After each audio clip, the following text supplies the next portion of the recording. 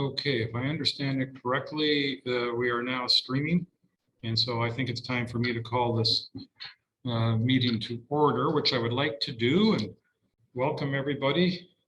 It's now 10:04 a.m. and I apologize everyone for the delay, not only from 9 until 10 o'clock, but now until 10:04 to get the meeting going. But welcome to the Township of Georgian Bay Council meeting of Monday, August 8th, 2022. In the spirit of reconciliation, we wish to acknowledge the lands that we are on, and we wish to acknowledge the enduring relationship that the Indigenous peoples have to the lands we now occupy.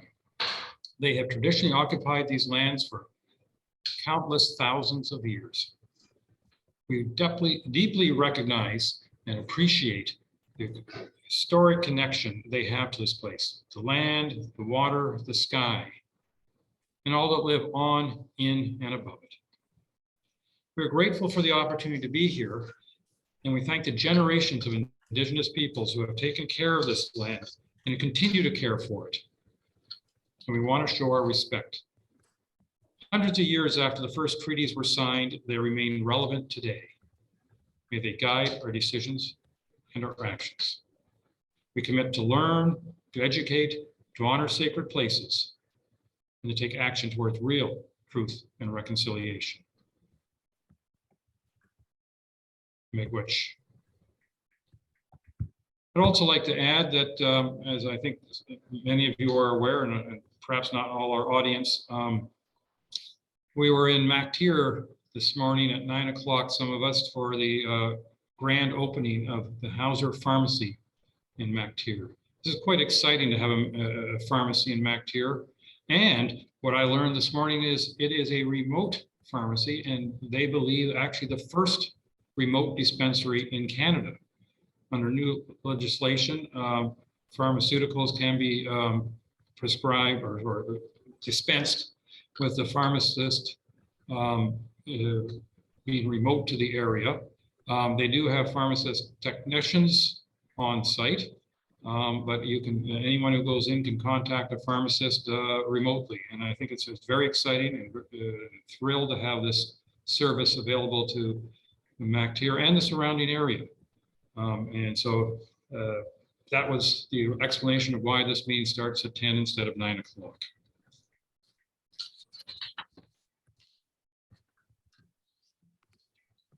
Council, before we proceed any further, are there any declarations of pecuniary interest that you believe might come up based on the agenda in front of us?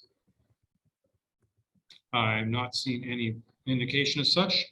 And so we'll go directly to our first item of our first deputation.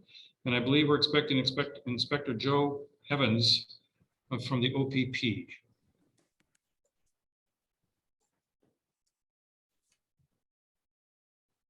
Can you hear me? I'm not Joe. You're muted. No, she's not. Absolutely enjoyed the visuals, but be even better if we can hear you. I can hear. I can hear her.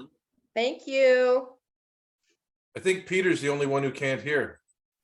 He's kind of important. I'm not here. Oh, no, we can hear. Oh, so I'm the one having the problem. Okay, I thought, I apologize. I thought I was listening to a remote speaker, but I have to listen to my own speaker. Now I can hear you. Full apologies. Not a problem, Your Worship. Good morning, everyone. I'm Staff Sergeant Natalie Majer, and I'm actually filling in for Acting Inspector Derek Banks, who's on annual leave. I'm pretty sure between the two of us, we've let you know Inspector Evans has taken on a temporary assignment in General Headquarters, and that was back in June. So, so you've got me today, and I'd like to proceed. I know I only have 10 minutes, and I've got my printout here. I'm assuming everyone had an opportunity to read the second quarter report. Okay, great. So I'll, this is kind of my style. So I'm just going to begin with this actual report first. And if you could follow along, and if there's any questions, please feel free to advise. So we have some highlights for this quarter. Again, it's from April to June of this year. We had a first responders versus the GBDS ball hockey game. They were raising funds for, the school was raising funds for the Progress Pride Flag crosswalk being painted on their grounds. This is the first school in Simcoe County to have a Progress crosswalk made. It was a fantastic show of support, and also showed the partnership between the students, police, and other community partners.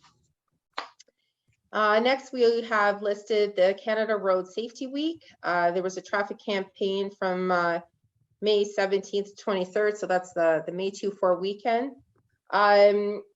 We will be going through the numbers shortly, but what I highlighted here, and this is something that even Acting Inspector Banks wanted to bring to your attention, is there's been an increase in motor vehicle collisions across the board. This is provincially. This is not just in our backyard here. So what I've highlighted that is in that paragraph is that we haven't seen an increase like this since 2012. What factors we're finding is that, and this is as ZOPP in general, inattention to driving, alcohol and drug related fatalities, and speed related fatalities. I can tell you, even just with the Boots and Hearts music festival that occurred this past weekend, I was incident commander up there for one of those days. We were responding and charging people with applicable charges to impaired driving. And we just even had one with our Marine unit here in Southern Georgian Bay this past weekend. So it's not just on our roadways, it's on our waterways as well. The next point, and it's a great segue, leads us to our Marine unit. And that photograph there, that's two of our full-time members, Constables Chris Beatty and Constable Joe Villeneuve.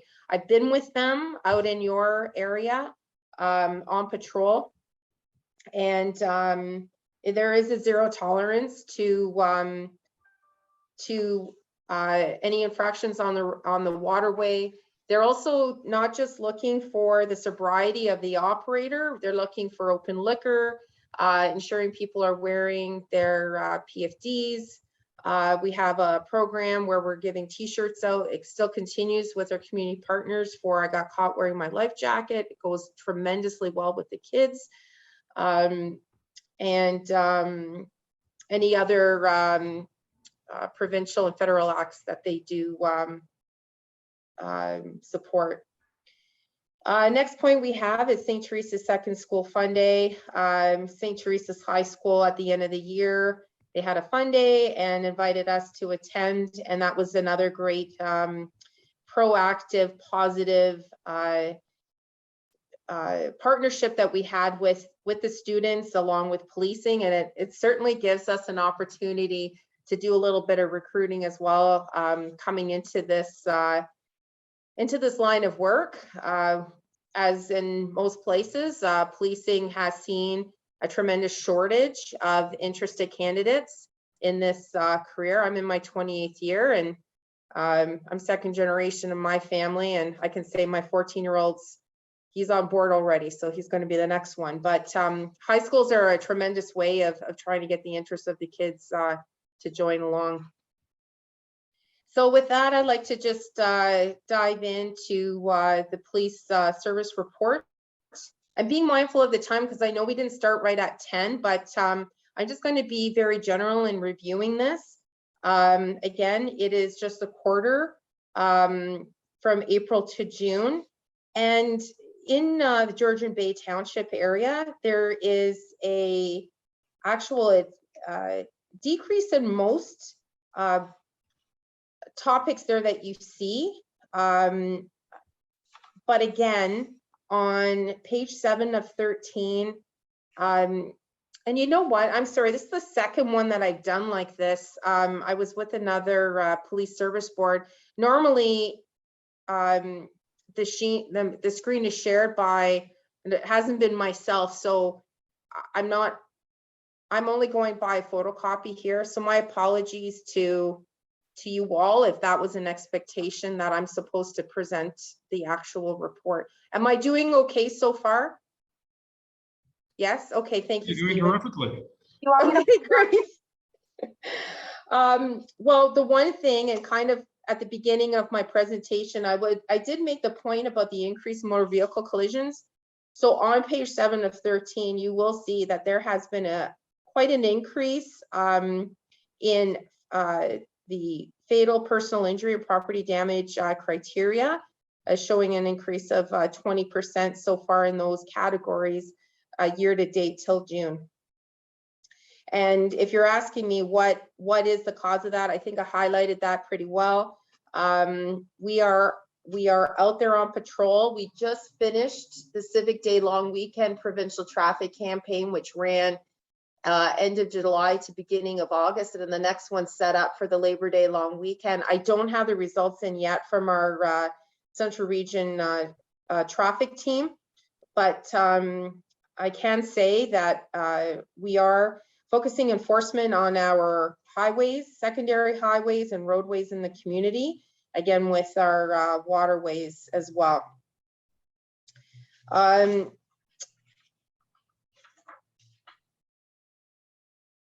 And on page 9 of 13, moving to the daily activity reporting patrol hours. This is another thing that I've noted, and I will be communicating with our sergeants. The number of cruiser patrol hours it shows from April to June is only 31. Oh, thank you for putting that up. Shows only 31 hours. That is not correct. It is much higher. Essentially, so it's page 9 we need.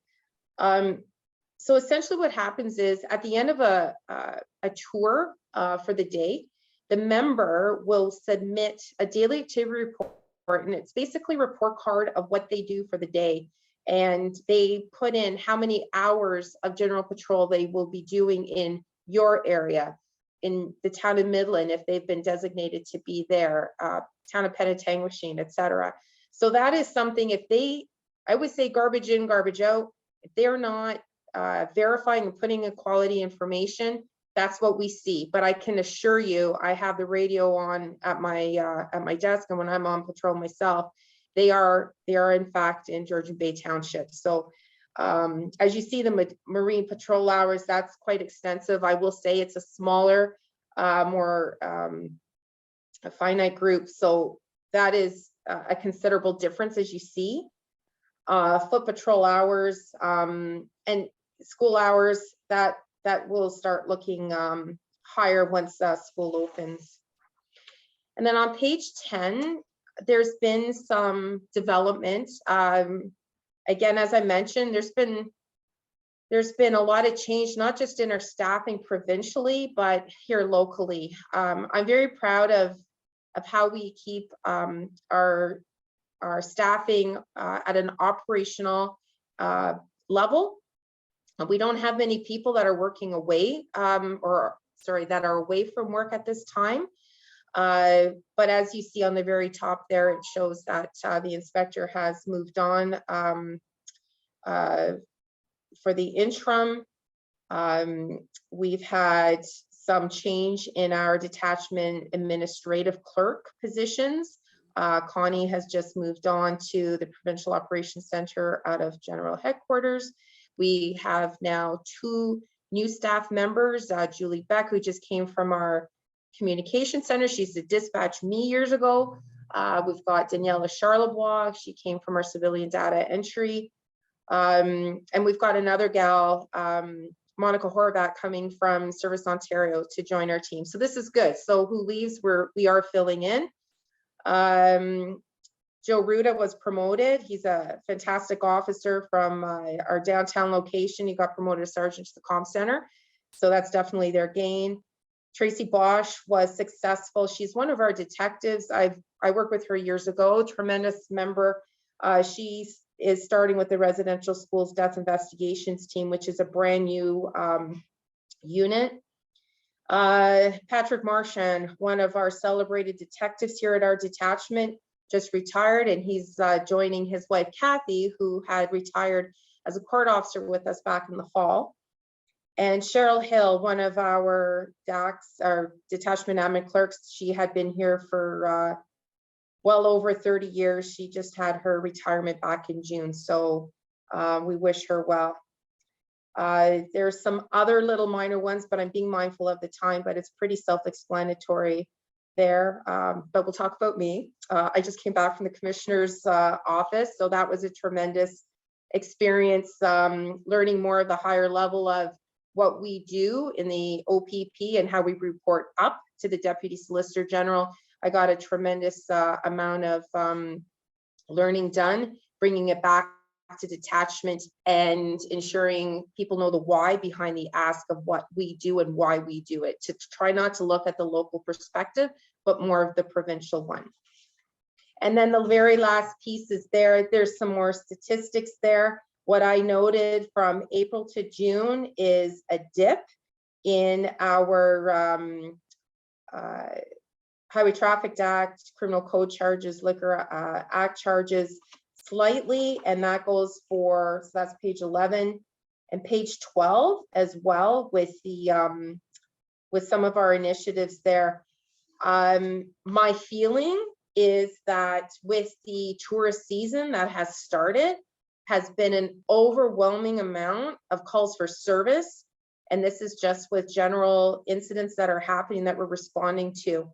It's been very busy, a lot busier than last summer and the summer before, due to the pandemic. Now that the province is completely reopened, we're seeing a lot more people that had that cabin fever and they're out, but with that comes with definitely more calls for service than we had in the last 2 years. And motor vehicle collisions, that speaks for itself right there, and I touched on that. The last document was calls. Sorry, before I move on, any questions? No? Okay, I'm going to continue. Next package is the actual calls for service billing summary report. It falls very much in line with what I just reported. I am not going to go through every single one, other than the very last page, page 404, where it does talk again, where the significant changes, and that's regarding traffic with our motor vehicle collisions, that there's been an increase. So apart from that, that is what I had to present within my allotted time. Does His Worship or any other council member have any questions of myself that I can support? All right, thank you very much. I'm hoping we can stop sharing the screen. I think that's you, Karen. Sorry, Ms. Way. Council, any questions? Councilor Hazelton, please. Thank you, Natalie, for your presentation. You got a lot of data in here. You've made a couple of comments here. One which I think seems to be universal in the entire province, which is finding people to do the job. It doesn't seem to matter whether it's police or municipal or construction or whatever. Have you and the police force come to any kind of understanding as to what's driving that element of the problem? Well, I think a lot has changed, sir, in just society itself. This is something that I've heard in conversations with our Career Development Bureau as well. We just have to look south of the border, what has changed there. And not that how can you actually put a metric to it, but just look at the news lately. And you know, everything from what happened on Capitol Hill to Black Lives Matter to defunding the police. There's a lot that people are being recorded now. There's a lot more challenges that officers seem to have, and you have to have a great deal of patience. And I think what it is it's not just the interest in dealing with that, is also, and like, again, I'm a mom, so it's looking at that generation saying, I can make more money somewhere else. Now, I will also add that here in Ontario, I was part. I actually volunteered for it to go up to Ottawa back in February when the Freedom Convoy demonstrations were happening. Because I'm sure as most like yourselves were watching the news of when that public order unit line was there and pushing forward. And that was where I was. It came down to my organizational commitment saying I need to be there. And I was able to get some of my members here to go. But at the same time, we're also very mindful. Like there was an ask from Ottawa for more assistance because they just could not handle it. So we also have to be mindful, how many can we support them with, because we still have a community back home to police. And that's where it are the challenges. It's balancing that. I would hope that with what people are seeing out there in society is that we have the right people who are interested in doing something about it. So I've been mentoring a lot of people in auxiliaries because there are volunteers like high school, like I had mentioned earlier. We're trying to do the best. The OPP used to be the flagship of all police services in Ontario. And now we seem to be the ones headhunting as well. We're all in the same boat. It's not the OPP. So if you have any suggestions, feel free to contact me. Like I said, we've got a very good frontline availability at our detachment. And I think that just goes to our command staff, ensuring that we are doing the proper staffing outlines, supporting, checking in on our members. It goes down to our supervisors or sergeants, making sure they know their people and how everyone's doing. Because I'll tell you, these last 2.5 years have been a tremendous drain on mental wellness. Like I said, many challenges. And it's not just the job, it's also what you're saying. Look what we're doing today. It's all virtual, right? We didn't have that choice. We had to come into work. We had to be boots on the ground. So that's where I'm thinking, and it's a great question. What is the right answer? I don't think there is. I think there's a lot of things we're looking at, and I don't think we were as a world looking at doing things in a different way. But I'll tell you right now, you're going to need EMS, you're going to need police, you're going to need fire, you're going to need paramedics, but it's somehow trying to create it that it is an exciting career. It's very adventurous. It's just, you just got to look in our backyard, right, at people and in our communities. But I'm really proud of our people here. They've done very well with this world pandemic, and I think we're doing something right here at SGB. Thank you for that. Can I ask a couple other quick questions? Sure. So are you and your group responsible for the water-based OPP units? The waterways, yes, the marine unit. Okay. Correct. So I wanted to offer a little bit of feedback that I've gotten from several residents, which is the friendliness of the OPP and their focus on the water could certainly benefit from some change. I heard you say the T-shirt program where you stop a boat and where the kids are wearing life jackets, you give them a T-shirt saying I got caught wearing a life jacket. And I can tell you that I had that experience with my grandchildren, and it was a wonderful experience. However, I can tell you that there are many other experiences where it would appear that the objective is to stop and inspect until you find a fail, and then go, aha, I caught you. I have a fail now.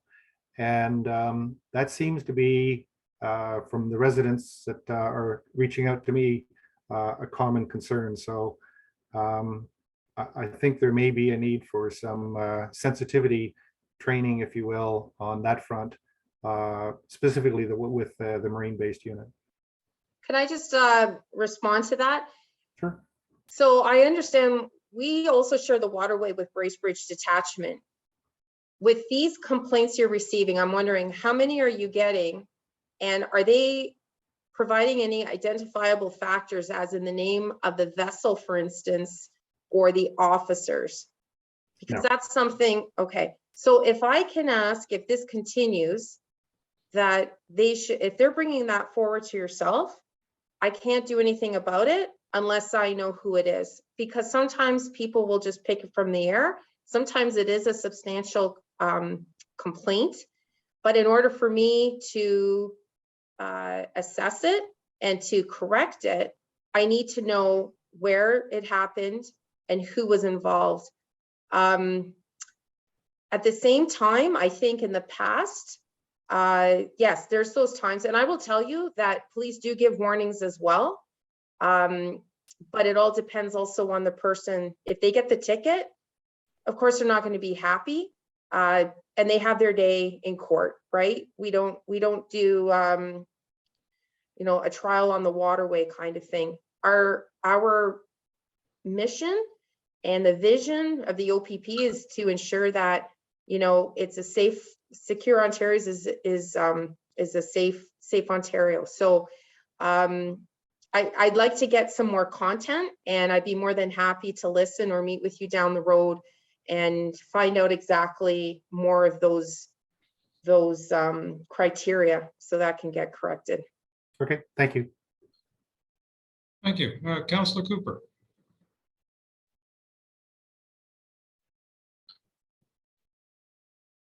Thank you, and thank you for the report, Natalie. Can you hear me? Yes, I can, sir. Just briefly, point of clarification. So from the comment that you made, there's one thing I'm trying to understand. You mentioned that, was it more or less the Midland Detachment or Bracebridge? Well, at least out on Georgian Bay, I don't think Bracebridge is coming out to Georgian Bay. I don't think they have any vessels, do they? They do. I do know recently Acting Inspector Banks had conversation with Inspector Jason Neckel at a Bracebridge Detachment. I'm not privy to what they were discussing, but I've been here now 3.5 years, and I know that Southern Georgian Bay, and I can only speak for my detachment, is a, maybe I'm biased, but we are in the top 3 marine programs in the province. And we're very fortunate that, again, when I come back to staffing, not only do I have my 4 full-time Marine officers, and they're on 2 separate platoons, but essentially also we have part-time officers that we were very strategic in getting them trained that will either work with those officers, or if I can get a regular officer from the front line off the road to go and support. Our goal in the summer, especially on the weekends, is having 2 vessels out on our waterways. This is Midland. And that's why I come back to, I believe we're doing something right with our staffing. We're very fortunate that, like I said, we have a lot of people that are coming into work. I don't know the status of staffing with Bracebridge Detachment right now.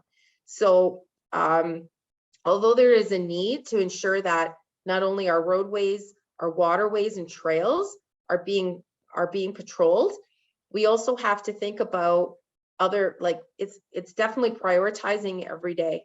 The calls for service on the road sometimes will outweigh what happens on the waterway. We just had a drowning here yesterday, and luckily my Marine unit came in even early to go and deal with that. So if you have any concerns with the Bracebridge piece, my suggestion is to connect with that detachment.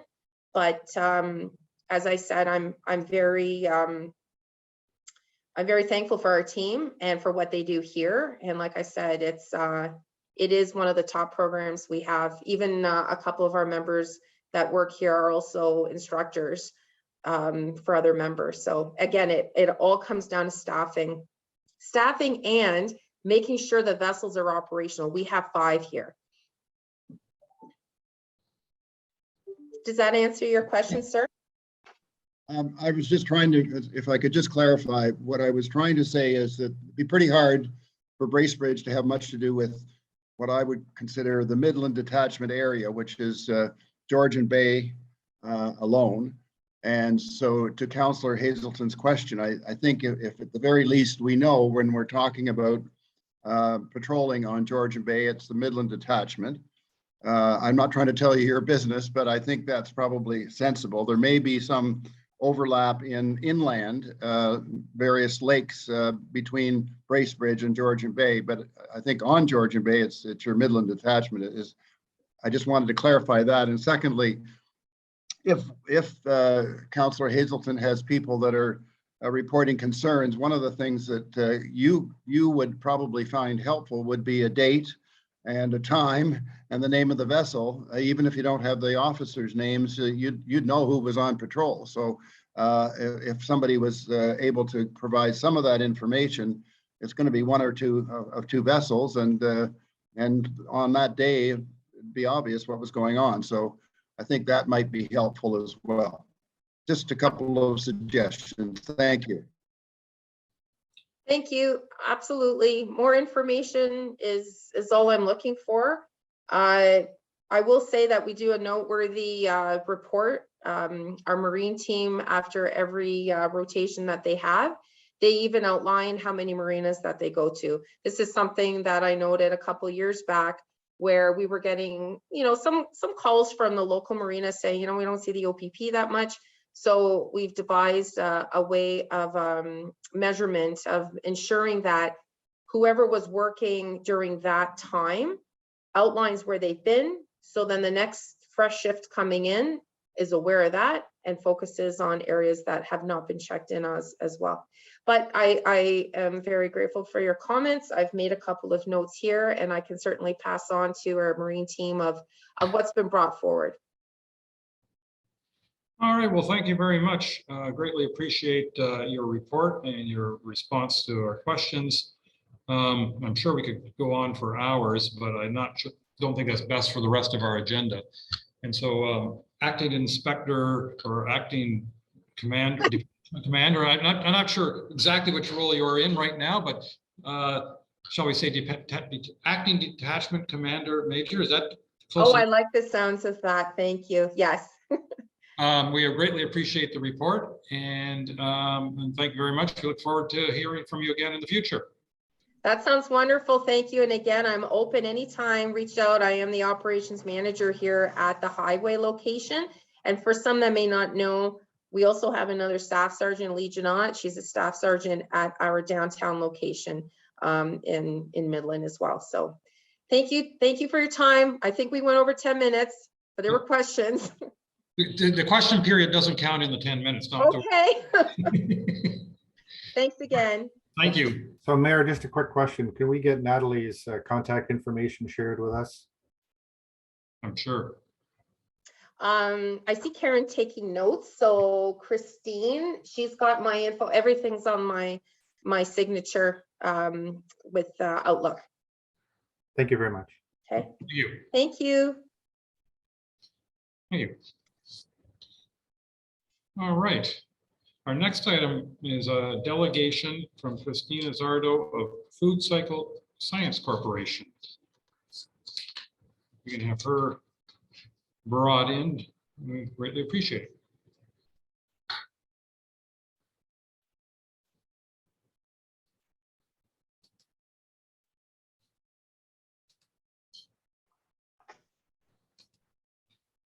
Good morning. Apologies for the delay there as I joined as a panelist. Oh, no problem at all. You're going to tell us about the FoodCycler, I believe. I am, and thank you so much, Mayor, Council, and staff for having me this morning. I'm just going to share my screen so I can share a presentation, and we'll get going here. Are you able to confirm that you can see what I have up on there? Perfect. Thank you. So good morning once again, Mayor, members of Council and staff. Thanks for having me. My name is Christina Zardo, and I'm here on behalf of FoodCycler Science's Municipal Solutions team to discuss a residential solution to food waste. I'll tell you a little bit about us. We are a Canadian clean tech company, and we're based out of Ottawa. And we're 100% focused on providing food waste diversion solutions using our innovative technology called the FoodCycler. Now, this is an in-home food recycler, and we sell it directly to consumers through channels like Vitamix and Breville. But our municipal solutions team has a residential program, which helps municipalities divert food waste from landfills and reduce greenhouse gas emissions associated with waste. We're also finalists in Impact Canada's Food Waste Reduction Challenge. Now, this is a three-part initiative from the federal government to reduce our country's food waste. And through this challenge, we're in receipt of some federal funding that we're using to establish our municipal programs in Canada. Now, some of our municipal partners are listed here, and we have 41 Canadian municipalities from coast to coast to coast who are participating in our FoodCycler programs. We have some nearby communities that you might be familiar with, such as Parry Sound, Central Manitoulin, Killarney, and Seguin, for example. Now, the problem with food waste, of course, is that it is avoidable in large part. It is expensive, both to residents as they're grocery shopping and to a municipality to manage. It accounts for so much of what's in our household waste, and it's made up of mostly liquid. On top of that, when we have food waste decomposing in landfills, it's responsible for generating harmful greenhouse gases that contribute to the impacts of climate change that we're seeing today. So all of these factors make it so that food waste is a problem that has a strong municipal impact. Now, one of the impacts to municipalities is that since food waste makes up such a large portion of our household waste, it puts a strain on our waste management services and systems. And the impact of the pandemic in seasonal areas like yourselves is that when residents stay longer, many similar communities have seen a significant increase in waste tonnages. And this can be a major cost to a municipality and ultimately to our taxpayers. The environmental impact, as I alluded to before, is that when we have organic waste decomposing in landfills, this anaerobic environment causes it to produce methane gas, which is a greenhouse gas that's many times more harmful than CO2 and a major contributor to climate change. And then in our communities, when we put food waste into our garbage, it can cause some interesting odors that may attract unwanted visitors like bears, raccoons, and other vermin. So removing food waste from the garbage, it will eliminate these issues and it will reduce volume. So for the township, this can save on disposal and transportation costs, reduce our reliance on landfills and extend their lifespan. For residents, when we have less waste and no smell, it's much easier and more pleasant to manage, especially for those who boat in their waste from the island properties. Now, we often get asked, haven't we solved this already? There are options out there that are more traditional, such as green bins and backyard composting. But with green bins, this can be cost prohibitive for many smaller towns, and it relies on a collection service, which can be operationally challenging or even impossible in certain areas. And with backyard composting, which we think is great, we still have concerns about bears, animals, and smells. And in an area like yours, where many properties are built on rock, there may not be a need for finished compost. And then finally, we can continue to landfill our organics, but the long-term impacts here, they're costly and harmful to the environment. So at FoodCycler, what we've proposed is a different way of dealing with our food waste that really focuses on making it very easy to deal with and right in the home. We've essentially built this kitchen appliance. It's about the size of a bread machine where you put in your food waste, and that can include meat, poultry, fish, dairy, even some bones. You push a button, and in a matter of hours, you have a dry, sterile, and odorless and nutrient-rich soil amendment that comes out. You can use the machine anywhere with a plug, and it can even work on solar. And when you process your food waste in the FoodCycler, it will process between 2 and 5 liters of food waste, depending on which unit you have. And it does that in less than 8 hours, using about 1 kilowatt hour of power per cycle, which is about equivalent to having a desktop computer plugged in for the same amount of time. The system is odorless thanks to our refillable carbon filters installed in the machines. And when you run a cycle, after it's done, you have about a 90% reduction in weight and volume of your food waste, leaving you with just a handful of this dry, sterile, odorless soil amendment that has many beneficial uses. One of the main ones is to use as a fertilizer supplement in your garden, in your soil to improve soil health, but can also be used as an alternative source of home heating when pelletized or briquetted. And in our proposal, we discussed the provision of a briquetting machine to be used at one of your waste sites where folks can drop off their soil amendment and pick up some briquettes to bring back home to put into their wood stoves or fireplaces. So we have two different models of the FoodCycler. The first is our FC30, and this is our tried, tested, and true model. It's been in the market for over 5 years now, and it has a processing capacity of 2.5 liters per cycle. We also have a new unit coming out called the Maestro, which is being introduced to the municipal market later this year. And this machine has a 5-liter capacity, which is double that of the FC30. And it was more suitable for larger households. And it has the same countertop footprint. It's got a great design, and it's also IoT chipped for future connectivity to apps. So I want to talk to you about the environmental impact of food waste. Now, when we take our food waste to the landfill, it emits those greenhouse gas emissions. But when we look at the FoodCycler compared to things like backyard composting and central composting, what we find is that they're all around on the same level, representing about a 95% reduction in greenhouse gas impact versus sending food waste to the landfill. And then from an economic standpoint, our solution offers a return on investment by significantly reducing your waste management costs. So with the current waste management system, what we do is we put our food waste into a garbage bag. We might store it for a while until we have to bring it to a waste site or a dumpster, either by boat or by vehicle. It gets transferred in bulk and it ultimately ends up buried into a landfill. But with the FoodCycler, what you have is residents generating their waste at home and processing it right at home. And then they can benefit from generating their own soil amendment to enrich their garden soil or bring it to be pelletized for home heating. We can also achieve higher diversion in our community without implementing really costly programs like green bins. Now, one thing that we've learned from working with our municipal partners is that their residents are very interested in being part of the solution. They want to try new things. They want options.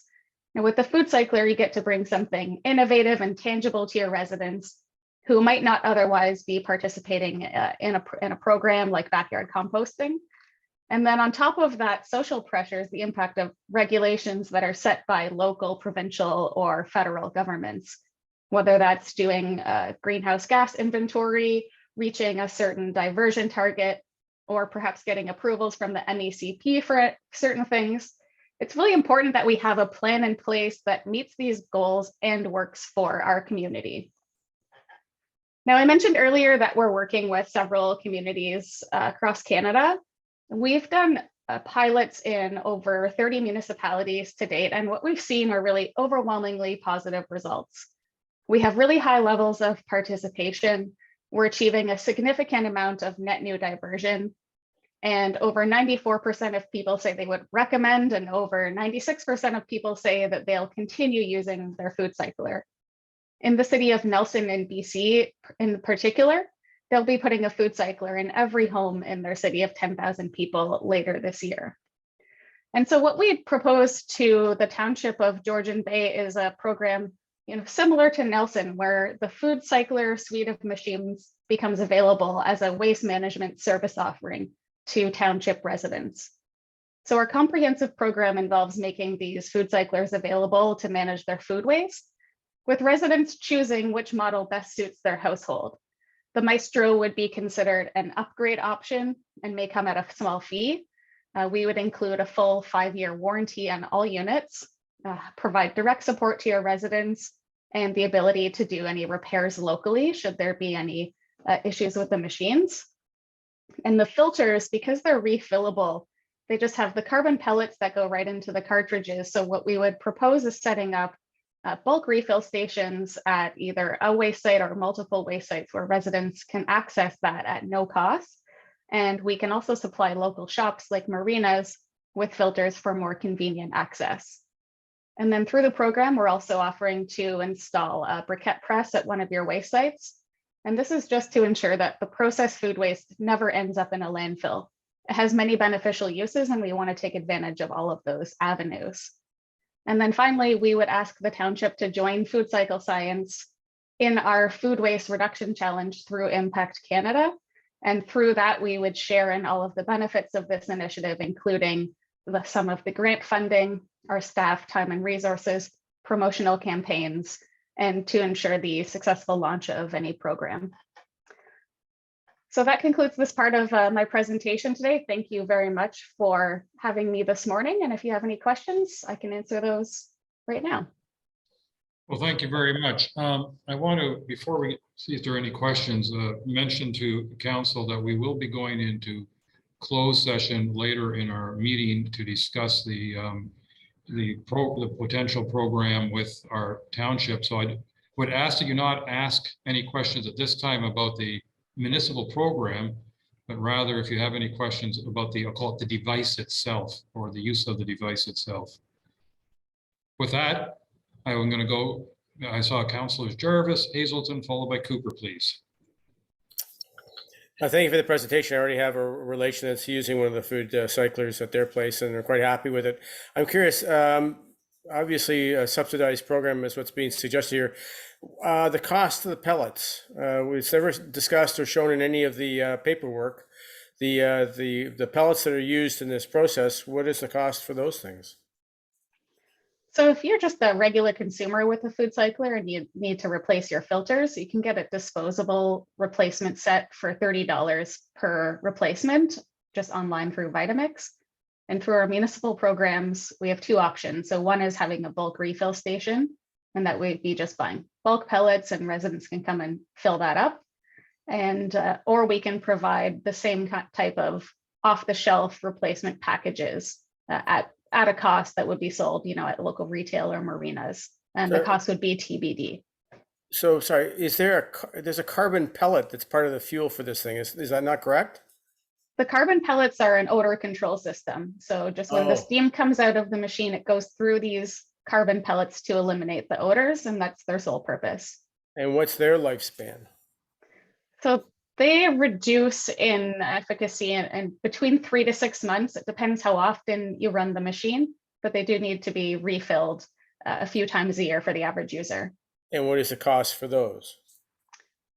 The cost through our program is kind of the options are up on the table. The pricing is not exactly distinct for what we're talking about today, but from a retail perspective, they're about $30 per replacement. So $30. And we hope to reduce that significantly through any comprehensive program in the township. Thank you. Appreciate that. Thank you. Thank you. Councilor Hazelton. Thank you. And Christine, very interesting product. So just to kind of further what Councilor Jarvis was focused on, it was the consumables. So and the pricing that you provided, was that for the Maestro or for the 20 or 30, whatever it was? That was for the FC30, so the retail price. But I'll just highlight that the consumables are, of course, a major factor in ensuring the continued use of this technology for residents. And so our goal would be to ensure that this cost is as low as possible outright to residents. So it would be included in part of your program and embedded into those costs. Okay. Thank you for that. So one of the things that I thought I saw in your presentation is that, or maybe I saw it in the material that you shared with us earlier, is the smaller unit could be appropriate for a family of 4+ or something. Is that right? The FC30 has a 2.5 liter capacity and is more appropriate for smaller households. I would say up to 3, maybe 4 people. And the Maestro would be better for households of 4 people or more because it has 5 liter capacity. Okay, and what's the target date of availability for it? I would say November this year is when it will be available. Okay, so One of the things that is that you need to, I think, understand about our community up here is that we cycle in bodies at a cottage or a residence from low during the week, high on the weekends. And so typically, certainly in my case, I can be looking at 6, 8, 10 adults, and 6 kids in a weekend, and then 2 people during the week. And so what I'm interested in then is, I'm assuming the big unit would be the target unit because of the volume of people on the weekend. But what about during the week? Is this something that you can add lightly to day by day and not have odors coming out of it? Is that, or can you just tell us a little bit about how that kind of process might work? Yeah, certainly. And I have a cottage in Muskoka myself, and I know how many people are up there on weekends. So definitely the larger unit would be for larger households or people who often have guests and are eating a lot of food. And then in terms of during the week, when it's a bit slower of food waste generation, the bucket inside is removable. So that kind of sits under the sink or on the counter, and it has a lid on it that has a carbon filtration system in there as well. So you can keep filling it up, for days at a time before you cycle, and it doesn't attract, fruit flies, doesn't emit odors or anything like that. Okay, thank you. And the final question was this pellet thing, not the filter part of it, but is if you can use the after processed material in your garden and other places, is there really a need for pellets? I'm not sure I really understand where the pellet thing comes in. So I think we've included this as part of our proposal to you because many of your properties are built on rock.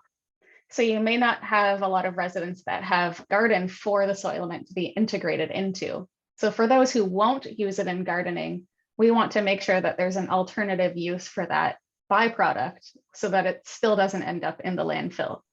So I think the pelletizer would be a very interesting avenue to explore, given that likely a lot of the properties also have wood stoves or fireplaces and could benefit from this home heating source if they don't want it as a gardening fertilizer supplement. And just one last little quick one. Can you put coffee grounds in there? Absolutely. It loves coffee grounds. Perfect. Thank you. Hey, Councilor Cooper, please.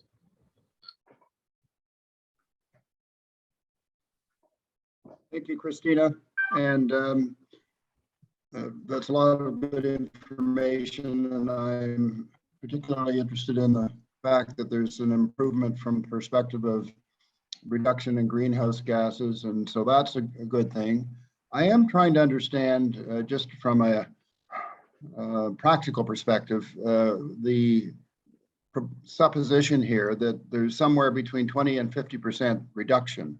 And I'm looking at our own usage, 2 adults, either in the city or on an island in Georgian Bay.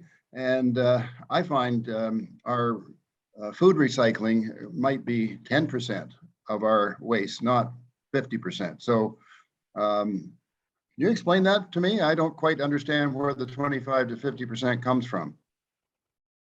Yeah, absolutely. So this is kind of a general figure Canada-wide from waste audit data in municipalities who have found that in most places between 25 and 50% of the waste in residential garbage streams is food waste.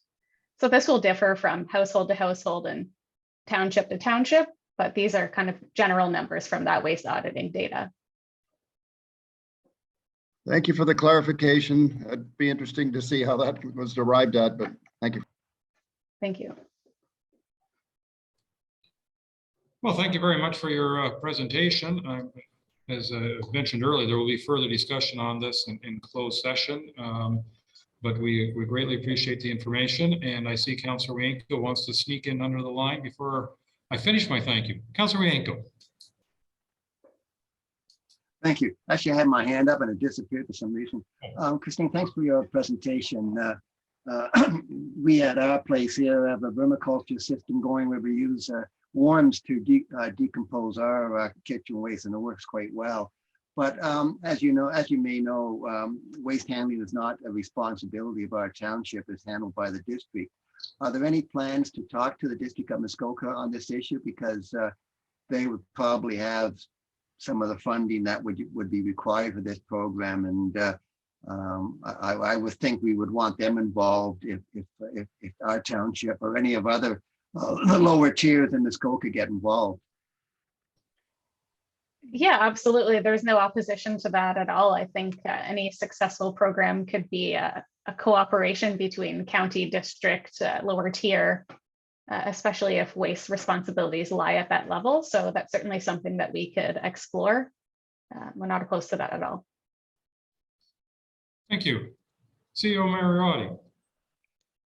Yes, thank you, Mayor Curtis. I just wanted to add to that so that this presentation has been forwarded to the district, and I will be following up together with FoodCycler to connect the two together, because you're absolutely right. This is going to be a joint effort between the district and Georgian Bay Township.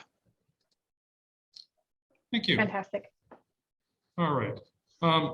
Councillor Hazelton, we go quickly because I'd like to go on to our next delegation, please.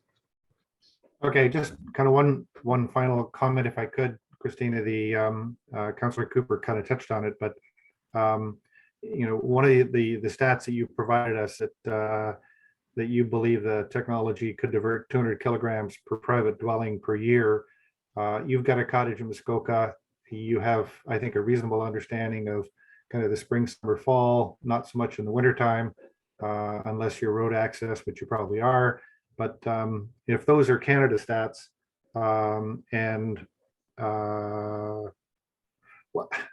how realistic is that number going to be for our community, given our seasonal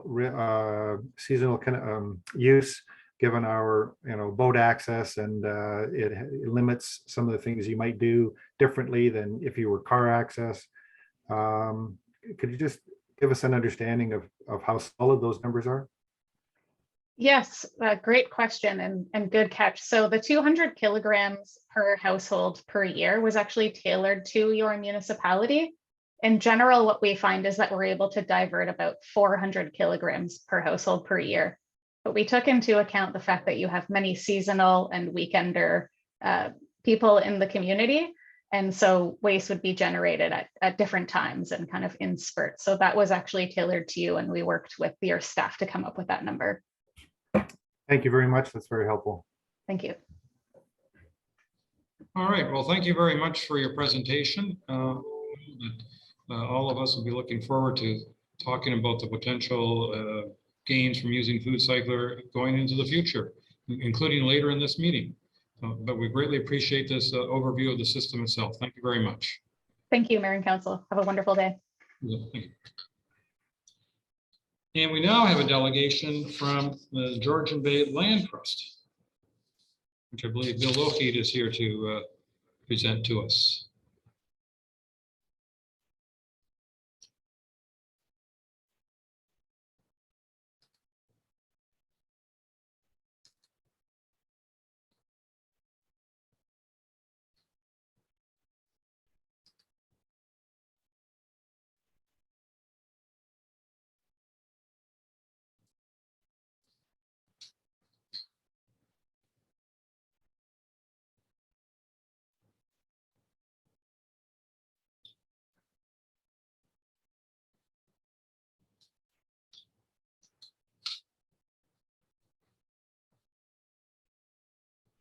Well, I'm seeing three representatives of the Land Trust in front of us. Who is going to be leading the presentation about conservation easements? Your worship, as Bill Lougheed will lead this. Please go ahead. Ian Davis, Neil Davis, and I believe perhaps Dave Bunston are also present. So thank you for letting us give this brief presentation. I've taken an existing presentation and streamed it down, and hopefully I can do this in 10 minutes now. We will see how this happens. Can everyone see my slides? Yes, we can. We can see the. We can also see your sidebar screen. So I want to talk a little bit about this proposal to place conservation easements on existing road allowances in our hinterlands. I'll start with the why of this proposal. Many of you will know that nature is in its worst shape in human history. That's from a 2018 ISPPC BE report, UNESCO. If we look at graph of cumulative extinctions as percent of IUCN evaluated species versus time from 1500 to present, and compare that to background, which is the dotted line in the on the bottom of the screen, we see the slopes of these classes of species are being there's extinction rate here. This slope is equivalent to our last major extinction 60 million years ago. So the world is not headed in the right direction. Scientists have a simple solution to this, and that is save enough habitat and we can slow or stop these extinctions. We look at the work from E.O. Wilson, Professor Emeritus, Harvard University. He has been coined the Professor of Biodiversity. This graph basically from his work shows that if we save 80% of our habitats, we will save 90% of our species. Now that's a worldwide graph, but it applies to the township of Georgian Bay equally. If we look specifically at the township of Georgian Bay and those areas north that are part of the biosphere, Georgian Bay biosphere, 80% of our forests remain, 90% of our wetlands remain. We have 50 species at risk, yes, but many have very good viability status. If we look below Port Severn, 80% of the wetlands have been lost in Ontario, 70% of the forest, and there are 200 species at risk. You can also look at the proxy for development pressures in terms of looking these the roads in the southern parts of Ontario compared to the biosphere, or compared when we look eastward to Muskoka. So Georgian Bay, all of you probably know many of these stats, but I'll recite them. So UNESCO Biosphere Reserve, we have the richest biodiversity of reptiles and amphibians in all of Canada. I'll get into why that is. We have the longest freshwater interface in the world at 5,300 kilometers. If you take the land-water interface between our inland wetlands of 14,700 inland wetlands, our lakes and our streams, and our coastal areas and the islands, and add all that perimeter up, it stretches across the country. It's huge. And that's why we have the richest biodiversity in all of Canada. So these hinterlands that I'm going to talk about with respect to conservation easements on road allowances, they're critically important because of the 14,700 inland wetlands, which are carbon sinks. They provide a connectivity for wetland species. They're an interface for land-based species, for foraging and for water, and they provide resilience to drought. So that inland area, our inland areas, if we don't keep them pretty much preserved, we will, the species in our hinterland will lose passage rights through them. And that passage in a warming climate means survival. The two are the same.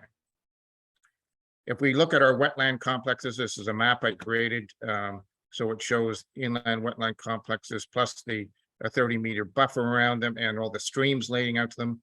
This is a interconnected web. This is area around Tadnak and 12 Mile Bay. It's representative of our whole inland coastal areas.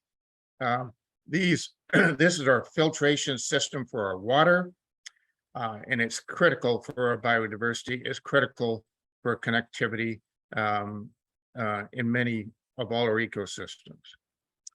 These are calculations I did in terms of carbon sinks for these inland areas, and they're equivalent. Our fens and bogs in these inland areas, they store the equivalent of 70,000 operational vehicles on our roads every year.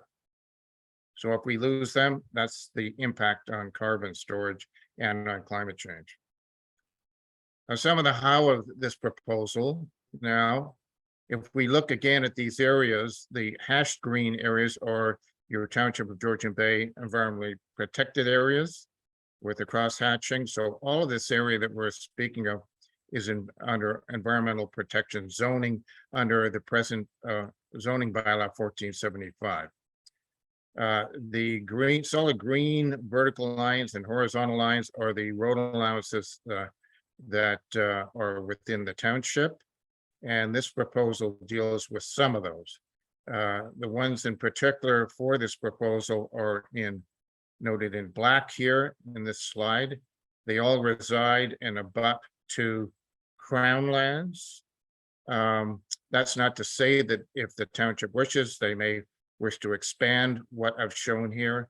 That will be up to council and staff, I suppose, to decide whether you want to make this big. But this kind of protection then would protect basically in perpetuity sort of all the lands to the left of my cursor. North of here, and thereby this will create a corridor all the way from Honey Harbor up through these hinterlands.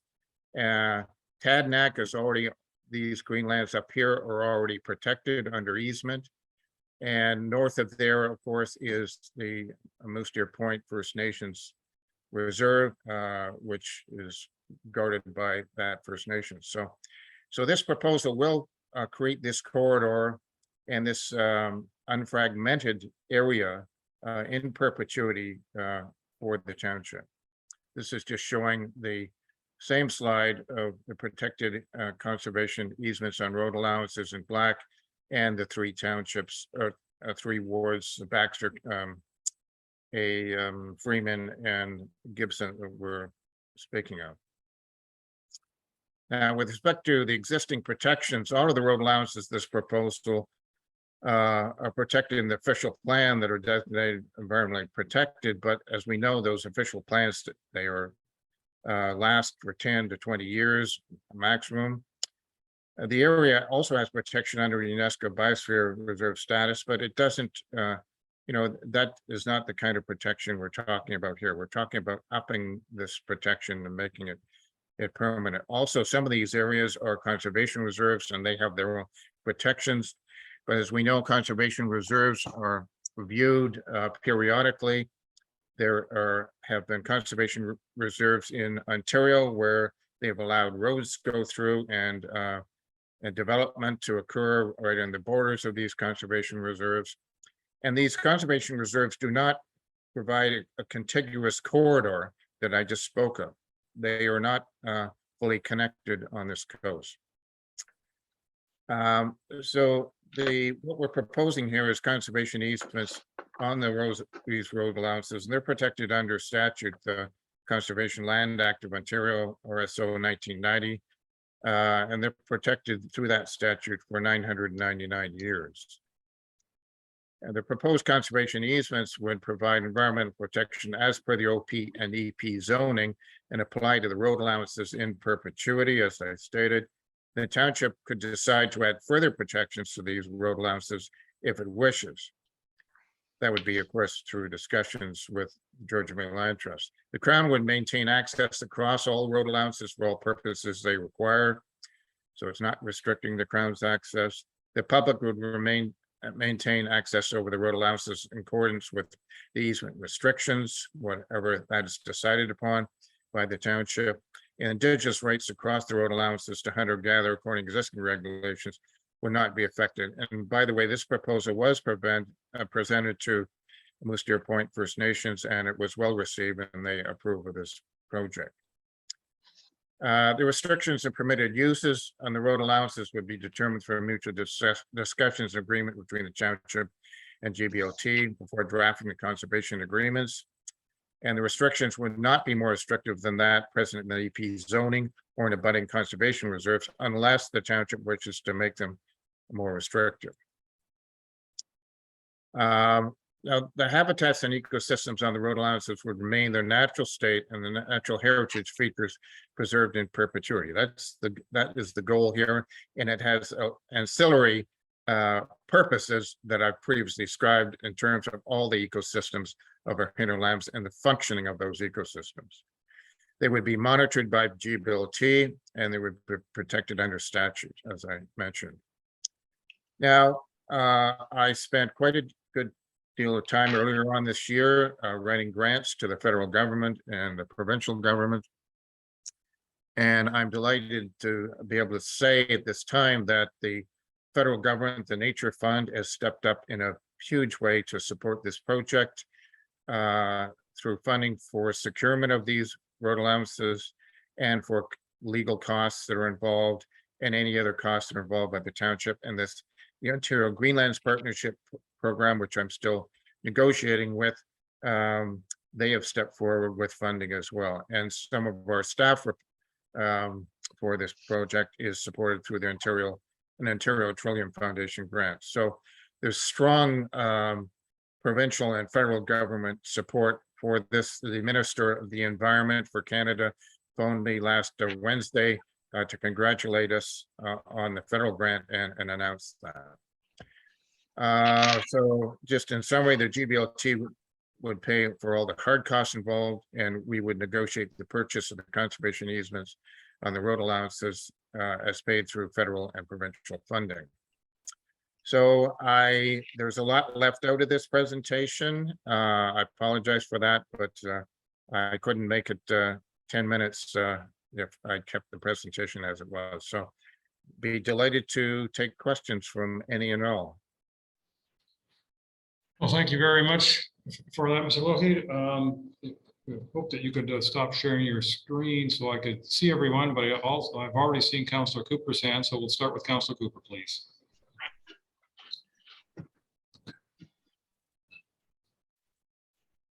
Thank you very much, Mayor Kutsier and Mr. Lougheed. That was a fantastic presentation, very exciting.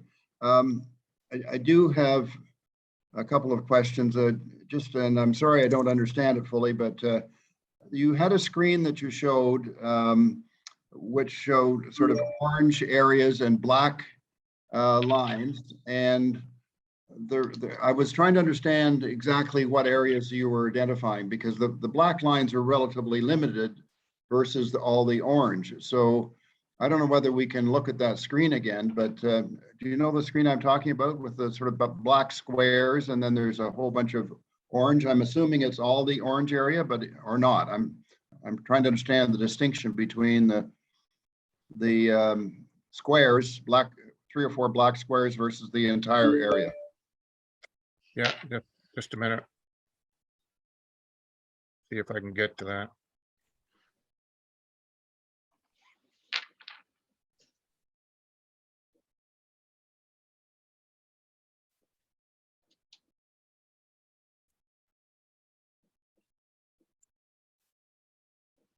Does that slide up on the screen now?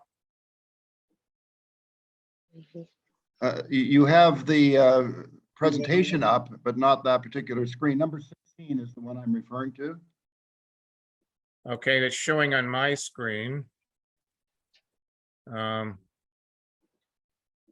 you thinking of the one, Councillor Cooper, where there was 3 different, so I'll call it lines going through the whole area? Can you see it now? Yeah, we can definitely see it. But if that's not the screen, I'm just wondering if Councillor Cooper is referring to the one that showed the all the lot numbers, because it had sort of a pinkish and orangish and a greenish line going through it. Number 16, well, there it is now. And all my question was, Bill, 2 things, I guess. What are the black squares versus all the orange area? Are we talking about all the orange area or just where the black squares are? So there's ancillary effect. The black areas are the areas that would be environmentally protected under statute. And some of those restrictions presumably wouldn't be that you don't allow certain activities such as roads to go through them. So in effect, anything west of the lines that are black, those would be areas that would always be protected from, large scale development because you'd be protecting, passage of new roads through them. So just to follow up on that same map, then anything that's east of those black squares, it's still land that you're talking about where the road allowances would be part of this target or Well, not? that would be up to council. I have not drawn those ones east of that because some of those road allowances are abutting private lands. So if council wants to expand this, then they could expand it to all of this. But then that would presumably start to involve negotiation with abutting landowners. But that's council's call on that. Thank you for the clarification. And I think it's a very exciting project, and particularly all the wonderful funding from federal and provincial government. Thank you. Councillor Jarvis, please. Yeah, I'm just again seeking clarification, Bill, and making sure I understand things correctly. If we go back again to that same slide, the lines are the easements that you're proposing we grant to the land trust, correct? Essentially. Correct. So by doing that, what we're doing is preventing any development basically along those road allowances or across them. Correct. Okay, I got it. That was a clarification I needed. Thank you, Bill.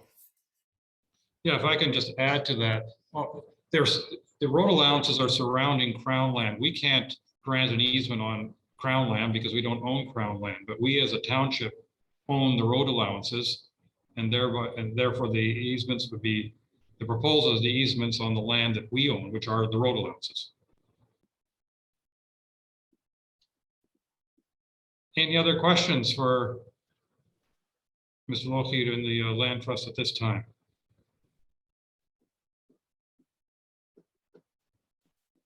Well, I think you obviously did a good job explaining yourself. And I think everybody's clear now on the proposal, and we thank you very much for taking the time to do this. And when we go to approve our regular agenda, I think an item is going to be added in regard to the this for a resolution to be considered by council. Well, thank you very much, Mayor and staff and council members for your time. Very much appreciate it. Really greatly appreciate you putting the proposal together. Thank you. Bye now.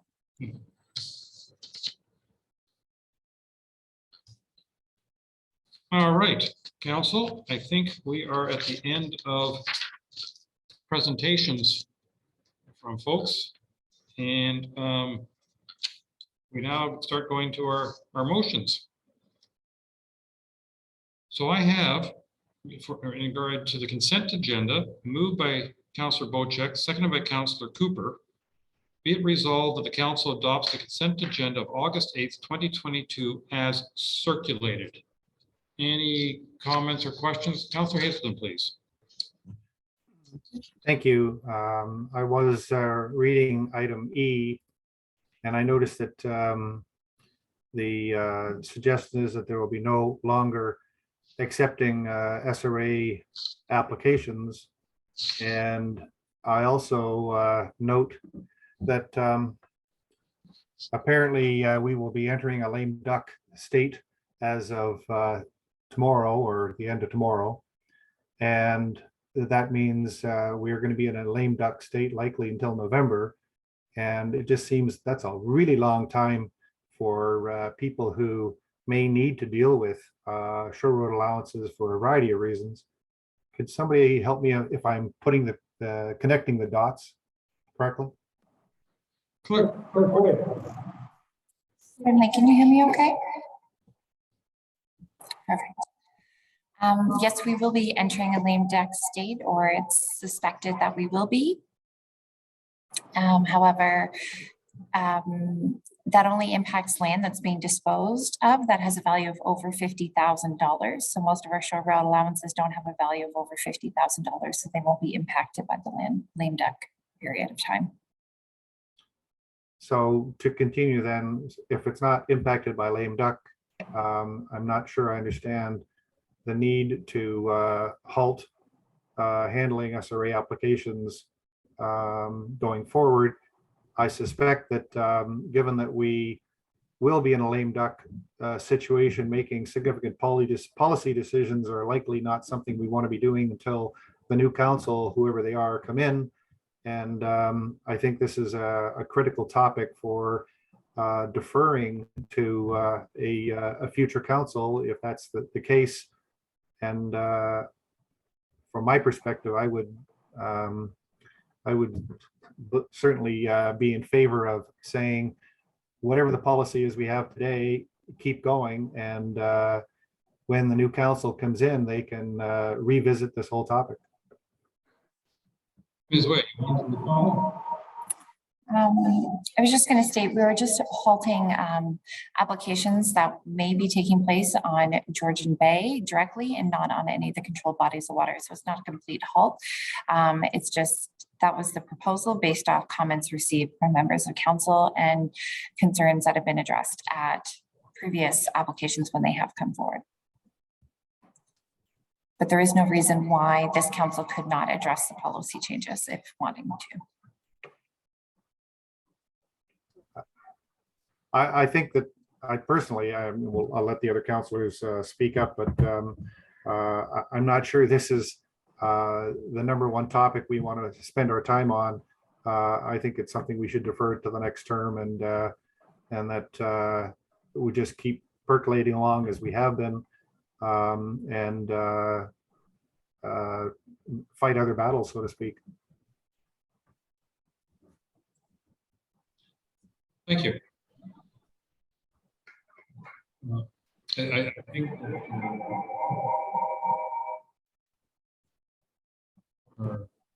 is it something? Okay, sorry about that. I got a little bit of an echo there for a moment. I think what the report is saying is that they are going to, the clerk's department is following up on a couple of the questions that were raised, and therefore anybody who on the Georgian Bay coast who may want to buy their shore road allowance, I'm sure they may get the recommendation to wait a couple of months, but that doesn't stop anybody from making the application anyway if they feel a certain urgency. But we're not. The report is just an update. It's not like we're giving staff any particular direction. At least that's my interpretation of the report. Any other comments or questions with regards to the consent consent agenda motion? Then I'm going to call all those in favor. And I see enough hands to say that is carried. Thank you very much.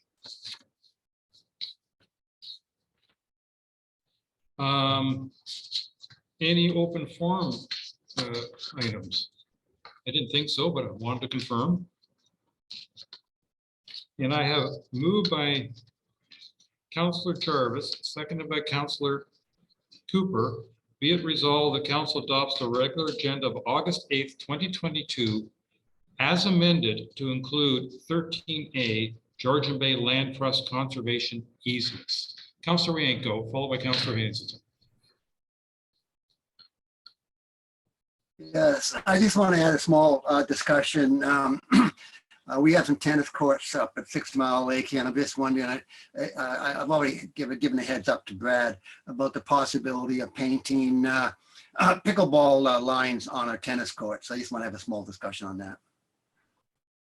We can add that as item 13B under new business.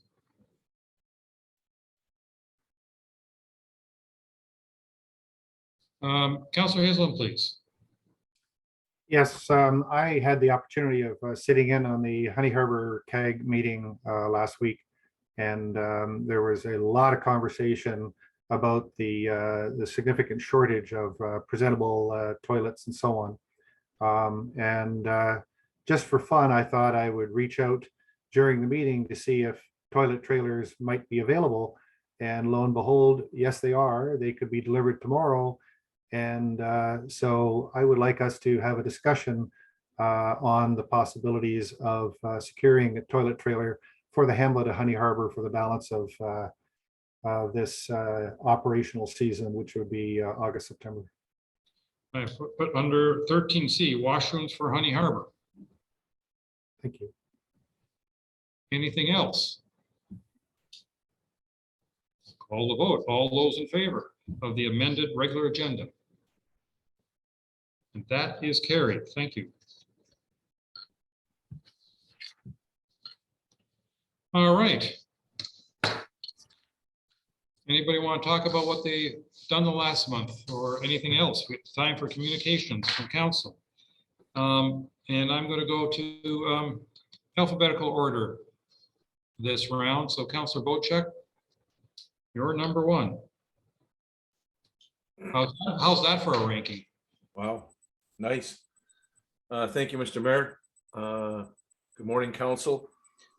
Not a very busy month. I may be repeating some things because a lot of things happened right at the end of our last meeting. But firstly, I attended the bridge opening in Port Severn, where the mayor and other members of council, some other members of council attended. And we had quite a ribbon cutting with attendance from Severn Township as well. Lots of emails coming in from Oak Bay this month about topics that we're going to be discussing to do with grinding of rock, etc. I did get one email, and I think most of us got the same email, where there was a constituent yelling at us in capital letters, basically saying that we're not listening. If I answered every single email I got, I think I would have a full-time 50-hour-a-week job just answering those emails.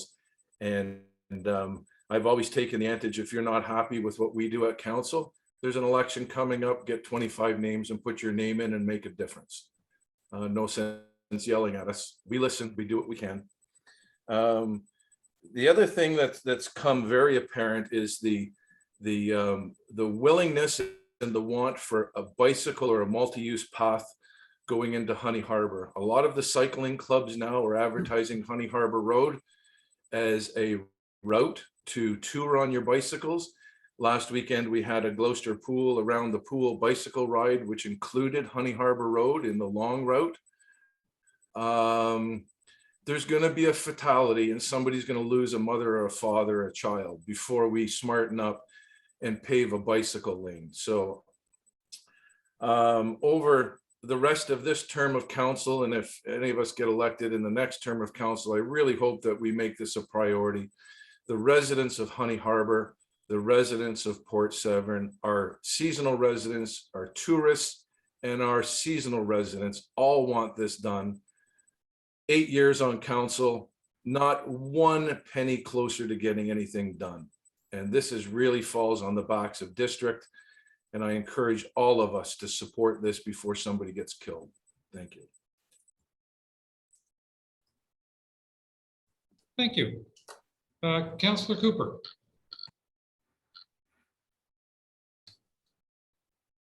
Thank you, Mayor Kutzier. Can you hear me?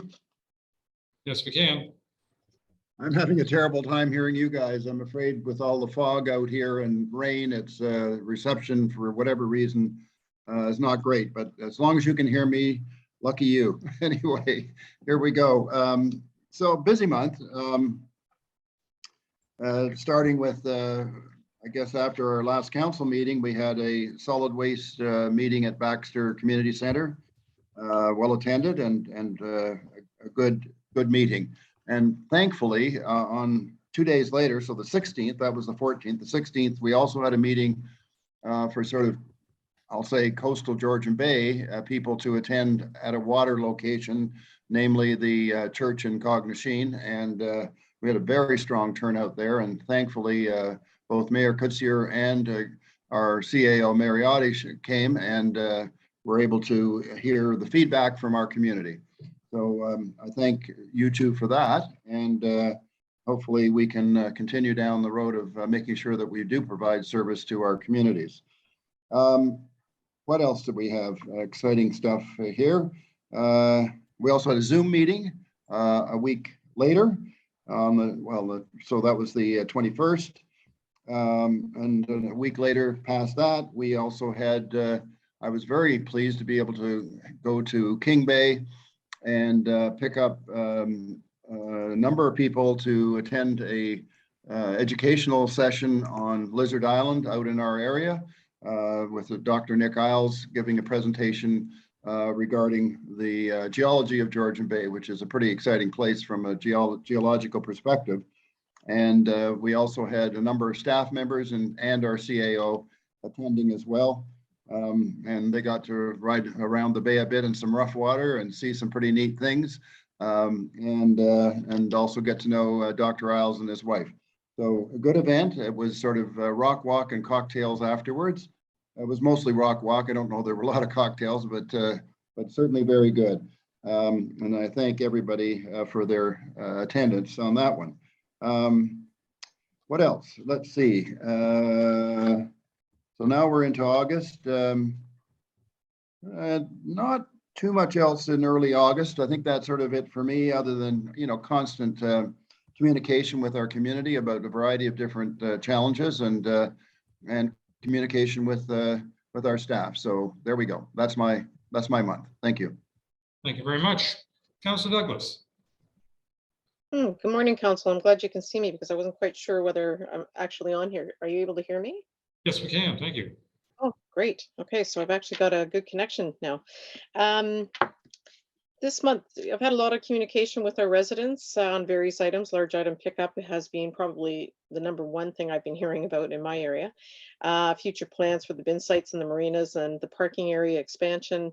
A lot of questions coming forward with that. Trying to satisfy those answers by speaking with staff and getting a bit of an update. So thank you to staff for that. I'd also like to thank Brad and your department, Brad, for all the work you've done to continue to develop the MacTiers Mrs. C Park. The residents are absolutely thrilled. Great place for the kids with the new swing set, and it's becoming quite a beautiful park. So thank you for that. I've had a fair amount of calls from constituents from the Oak Bay and surrounding community regarding, well, probably like most of our councils, the rock put and crushing, but I'm sure that's going to come back up and we'll get into further discussions on that. There seems to be a lot of concern and answers are being looked for. But anyways, that is a process, of course, and I'm sure we'll get back to that one. Generally this month, I've you know, everybody's at the cottage. The kids are out of school, and I've really noticed that it's in the township, as general, it's gotten quite busy. It feels a little bit more like a how would you say normal year. People seem quite comfortable with their surroundings and getting out a little bit more, despite the fact that we have high gas prices. I will note that Go Home Lake Cottage Association, well, not the associate, well, yeah, I guess the association held the regatta this year, and it was one of the best attended regattas in years. So things feel like it's starting to get back. You know, lots of conversations with constituents and, you know, our residents in regards to the up and coming election, which I think is a great thing. It means that there's lots of people that are keeping everything in mind, and perhaps we'll have more participation this year with the election coming. That's it for me. Thank you. Thank you. Councillor Hazelton. Good morning again. So starting off, I had the opportunity of attending a variety of things. One was the solid waste meeting at the Baxter Ward Community Center. Also another solid waste meeting via Zoom. Very interesting to hear the community input on these things. Attended the Georgian Bay Association's Floating Cottage Strategy Group and found some extremely information that they were able to uncover and share with us. So some of that will be coming up a little bit later. I was very interested in a lot of the feedback that we've been getting from many residents about large item barge pickup. So I thought I would do a little bit of research on that topic, and I've passed on anything that I've found to CAO Mariotti, so he has the benefit of whatever research I might have found. I've had to endure the disappointment of the grandchildren with the canceling of the Honey Harbor Day Camp. And in fairness, it isn't the Honey Harbor group, it's the fact that Camp Kitchee had another breakout of COVID. COVID has not disappeared from our community. And so with the breakout of COVID at Camp Kitchee, the opportunity to get access to their counselors to run our day camp in our community, that fell off the edge. And so a lot of disappointed kids this summer. Hopefully next summer will be a little bit better, and hopefully COVID will be a little bit farther behind us. I attended the Honey Harbor AGM, as did Councillor Cooper and Mayor Kutsier and other notables. I had the opportunity to travel through some very, very wild weather on a sea-doo to attend this rock walk on the lizards that Councillor Cooper talked about with Nick Isles and the Georgia Bay Land Trust. And thank you, Councillor Cooper, not only for hosting the before and after, but also letting me use the dryer to dry off because I was absolutely drenched on my way there. Did several rounds of near shore water sampling to help out Dr. Patchow Fraser's students for the program that they are running for our township this year. I also was able to go down and meet up and receive a couple of her students and their boat. They're staying at our place for the week so that they can go around and do their environmental testing, and we can pick their brains at the end of the day and learn all kinds of environmental things. So generally from the month standpoint, it has been a surprisingly busy month with township related matters, residents meetings, not only in person, but also lots of phone calls and lots of emails. So looks like nobody's going to sleep over the summer. Okay. Anyways, so that's it for the month. Thank you. Thank you. Councilor Jarvis. Not much to add. I think I pretty much attended what everybody else has been attending. The waste management meetings in Baxter Ward and at the Cardicine Community Church of note.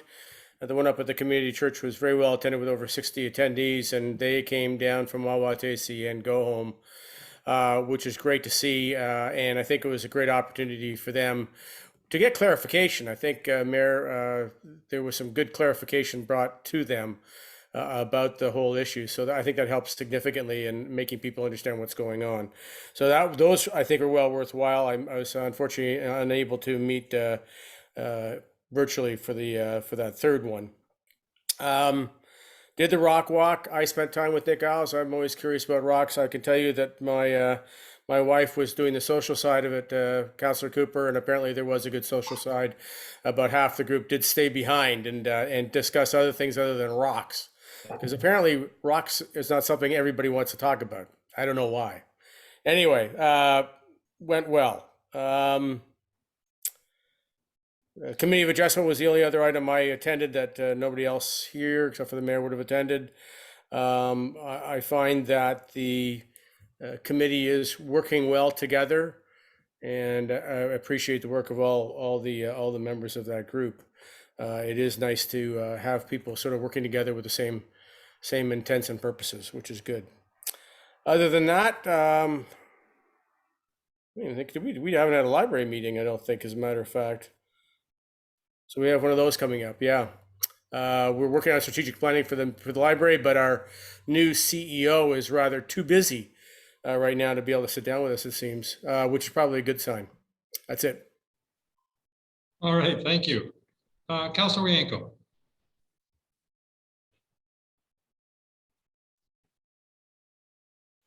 Thanks. I attended the waste management discussion at Baxter Hall. That was a follow-up to the Majer one. I'm sorry I didn't attend the Zoom one. I had other issues going on at the time. On the 23rd of July, the Mayor, Brian, and I went in the Pride Parade, a 6 Mile Lake Pride Parade for an hour or so, and that was a lot of fun. And they got to see the lake a little bit. On the 26th, we had a quarterly meeting with the SFCA, and we were talking about the budget and so on, and the budget this year will be going up a little bit. But anyway, that'll come forward in a little while to the council.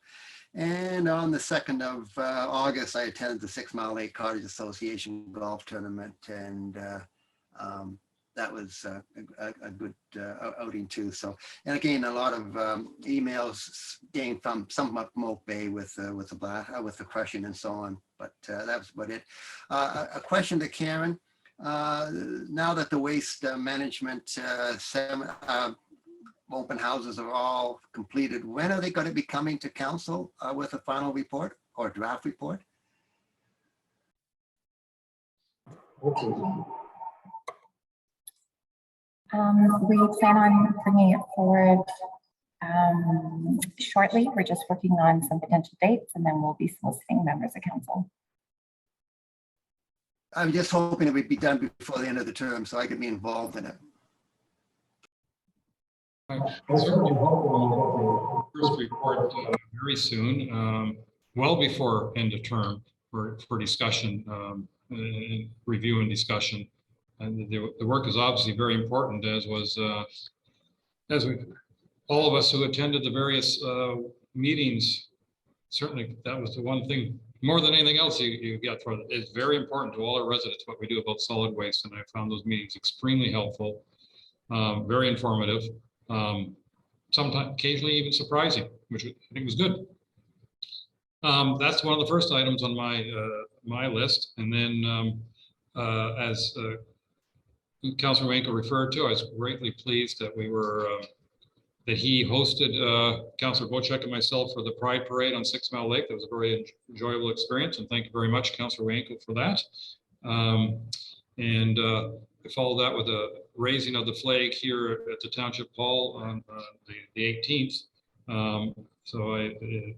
It was good to see different people in different parts of our township recognizing and celebrating Pride Week in different ways. Had certainly raised a pride flag on at our cottage. That was followed, as Councillor Hazelton mentioned, by a floating cottage strategy meeting organized by the GBA and other groups around here on the 18th as well. And I think that was it's a very important topic, and I'm quite impressed by some of the work that different groups are doing. And highlight, for instance, Gloucester Pool. They're working very hard and some aspects of that, which is invaluable, and very appreciative that they're sharing their information that they are getting.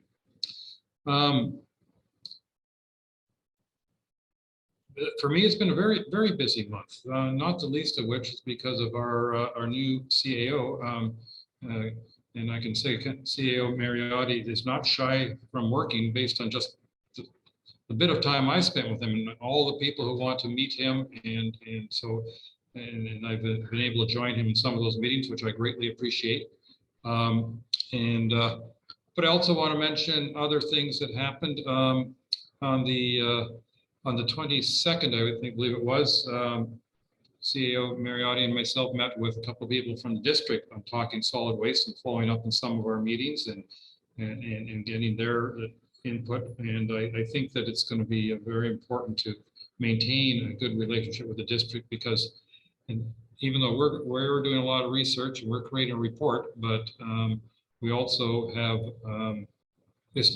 much of it is district responsibility. So we're going to have to work with them one way or another. And so we had a very positive meeting. The following day, I was at the Honey Harbor Association AGM, which was very interesting and very informative, and quite enjoyed that. And in the afternoon, I went to the Ken Albro Celebration of Life that just down the road from the Township Hall where I'm currently being, and I enjoyed meeting many people there and reminiscing about all that Ken meant to everybody, including all his contributions to our township. Not the least of which was the Committee of Adjustment, where I first met him quite a few years ago. But he's done so much for the community, and he's being missed. The last week of August, I actually took a few days off. We had some overseas visitors at our cottage. I got to confuse many of my neighbors by flying the Basque flag, because most people don't recognize it. So it's always nice to have that fun. Enjoyed the long weekend, which included the regatta, the Honey Harbor Association regatta, and I did my role of being a starter and from my kayak for the canoe races. And it's a lot of fun to have these events happening again. It's also the great thing about that is yet another example where we get to hear from our residents one-on-one, face-to-face, or sometimes it's 5-on-1, but there you go. Face-to-face is a great source of input, which I greatly appreciate. Oh, forgot to mention that a couple days prior to that was the Muskoka Area Indigenous Leadership Table. I think that's an invaluable service for the community, and I greatly appreciate all of that. Last week we had our first Honeybee Festival meeting. The planning is starting to happen for the Honeybee Festival, October 1st. If any of you are interested in assisting, I think Trish is the main coordinator on staff for a lot of those meetings and that. I'm sure she'd be very glad to hear from you. The other thing I'm going to mention, because I happen to do it that same day, is that, I'm sure all of us on this screen know, but for any in our audience, there is an election coming up, and you have, as of now, I think 9 business days to sign up to run in the municipal election. And I encourage anybody who's interested to talk to our clerks department to get more information on what they need to do, or talk to any of us if you want more information, if you're curious about it, because I think it'd be excellent to have a few more people learn about the process, and who knows, maybe 1 or 2 sign up. Now, I'm sure everyone on the screen who have signed up to run don't want anybody to run against them, but hey, we got to take that chance. So I say anybody's interested in the election, please, if you need more information, talk to any of us or talk to our clerks department to get that information. And with that, I think I'm going to pass it over to our CAO if he wants to talk about any of the meetings that I attended with him, or all those meetings he had where I did not attend with him. Over to you. Thank you, Mayor Coetzee. Yes, as it has been mentioned already by council, there are quite a few meetings, a couple of AGMs. More importantly, though, meetings regarding solid waste, our solid waste system. And there will be a report coming out to council today, if it hasn't been issued already, a draft report, draft feedback from Hutchinson Environmental. And Ms. Way is going to be arranging a special council meeting to have a back and forth with Hutchinson on their preliminary findings. And as Mayor Coetzee has said, we also met with the district. I'm having ongoing discussions with the district to try and see what we can do in terms of large item pickup, both barge and onshore. I know we have 2 shore-based pickups. We're trying to move the Honey Harbour one forward to August. The final date is still with the district to communicate back to us. So if there are any ratepayers out there who are asking about what's going on with large items, I know that staff here have been fielding a lot of these calls. However, it should be really the district who should be fielding these calls also. We're kind of moving along on a few different projects. There's progress being made. We have issued an RFP for upgrading the AV system here in council chambers, and the plan is to implement a system so that we can have hybrid meetings if needs be, in preparation for the next term of council. So that's being moving along quite well. Staff are also working on short-term rental policy, something that is going to be workable on all fronts for next season, as well as a shore road allowance policy to try and streamline that process as well. The Voyant Alert mass emailing system, that should go live later on this month. So again, if anyone's interested in being on an email list, put forward your names. And we're also going to be opening through lunch again, starting on August 15th. So we recognize that we want to be there for our ratepayers. So we're going back to normal for our hours of operation there.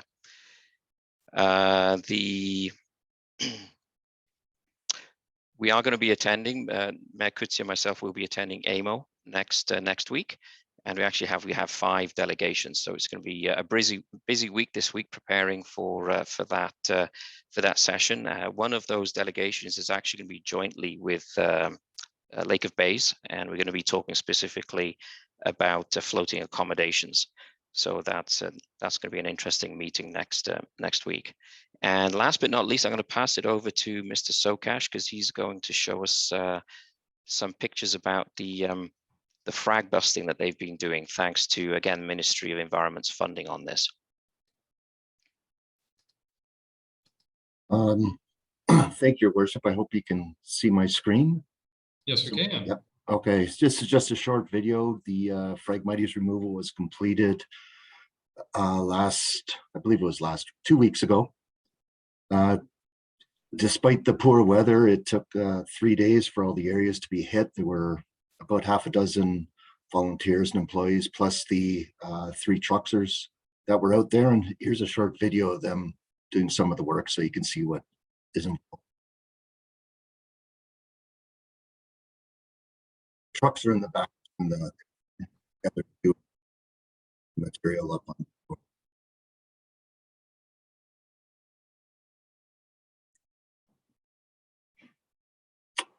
Thank you. And if I knew how to unshare, I would. We always appreciate it when you share with us, Mr. Sokash. Thank you. All right. Mr. Councillor Cooper, I see that your hand has been up for a bit. I think you want to add to the conversation before we move on? Sorry for the, thank you. I just wanted to lower the hand. I just left something out that I thought I should add based on some of the commentary, especially about the solid waste question. A couple of things. Even though we have a report coming in and at a meeting at some point, I just wanted to say to my fellow councillors that I took the time to contact David Leader in advance of the report, because it had been my understanding initially that there would be sort of one-on-one discussions with the councillors regarding this solid waste report. And so he was very receptive to any suggestions that you may have, and I would strongly recommend even before we go through this meeting in the future, that you might want to have a one-on-one call with him. I think I spent about 45 minutes with him, covering off a variety of different subjects and a few solutions as suggestions as well. That's number one. Number two, on the solid waste large item pickup, just from a technical perspective, I thought I'd mention that I'd had a conversation with a consultant that we had used in the past, Dr. Robert Williams, who did our ward boundary review, to ask him if he could answer the question as to the township's ability to, for example, run the large item matter ourselves, so we can get the job done, not just this year, but in the future. He reviewed what the district's sort of written responsibilities are, what ours are. He didn't, if the district doesn't want to be involved with this or only partially involved, he suggested that the township had every right, and there really is no reason that we could not take care of that very specific service, which seems to be important to a number of our areas and communities. So if there's an appetite down the road for that, we could actually engage Dr. Williams to write a short opinion letter on that and just say that, we've looked into it and perhaps it would make sense for us to carry on in the future and in the new term of council. So I just wanted to pass those two things on and really strongly recommend that you might want to get a hold of David Leader and give him some feedback. Thank you. Thank you. CEO Mariotti, you want to respond to that before I go to Councillor Jervis, please? Yeah, thank you, Mayor Kutsia, and thank you, Councillor Cooper, for bringing this up.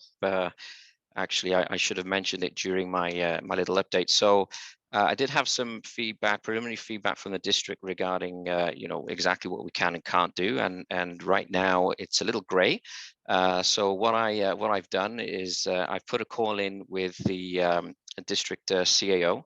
Asking if it's possible for us to take this, take the large item matter into our hands and deal with it. So hopefully I'll have some positive feedback from the district on that. And in the meantime, with the help of Councillor Hazelton, I'm reaching out to a couple of companies to get some quotes to be able to handle the barge pickup. So we can try and move as quickly as we can as soon as we hopefully get the green light from the district, because time is running out this year. Thank you. Councillor Jarvis. Yeah, I just want some clarification. The Phragmite harvesting was taking place. Did I miss where it was taking place? Oh, they're on the, I'll call it the southwest corner of the township, and a couple of Green Island, Potato Island, and Quarry No. Island. Mr. Sokash, can you confirm? That is correct. Quarry Island, Green Island, and Potato Island. Okay, neato. I just want to comment also that it looks like Councillor Douglas is in a full patch of Phragmites, and we may want to have a look at that.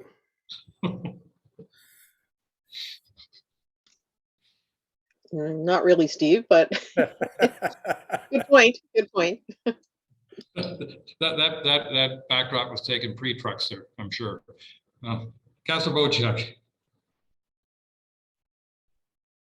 Thank you, Mr. Mayor. Well, we've got Mr. Sokach on board here. A couple of questions about the video you just showed.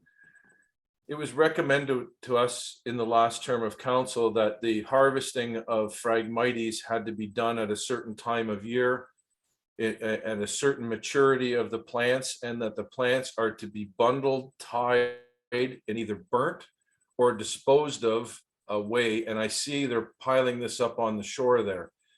And the fear was that the plants will still seed. They gave us some information about how many millions of seed come off of an acre of this. And once they dry and the wind blows, that'll all be replanting itself back in the bay. So can you enlighten us on what was done with the disposal of the Phragmites that was cropped? Yes, through the mayor, we took direction from the Phragmites Control Center, who are the people that provide the troxers. And according to them, the best practice is actually to put it up on shore, pile it up, and let it sit for a couple of years. And if I remember correctly, their concern in moving it was you're just spreading more seeds as you're trucking it away. It's very difficult to cover it properly, particularly on water. So in their opinion, the best practice was to store it on shore. But we were told specifically that if residents were to remove their own Phragmites, it was a bad practice to put it up on shore, that it had to be burnt or bundled and bagged, because as soon as the Phragmites dries, the seeds are released and put back into the environment. And that appears to be what's happening in this process right now. Through the mayor, all I can do is pass on what the experts told us and what their practice has been across Ontario. Okay, but the experts told us something completely different. And we had months and months of meetings about this, and experts from the province, experts from everywhere telling us do not do this. So I think we need to get involved, and I think we need to make sure that we're handling this properly. It's a big expense to someone, and to do it for naught makes no sense at all. So I'm probably, I don't have the ability to ask you, Brad, or give you direction to get a scientific, I don't care, peer review, or I don't even know what it is. But if we're taking this stuff out and we're stacking it up on land and it's just reseeding, it makes no sense to me. And maybe the people that are doing it because it's a cost-saving measure and feeding you a line. I don't know.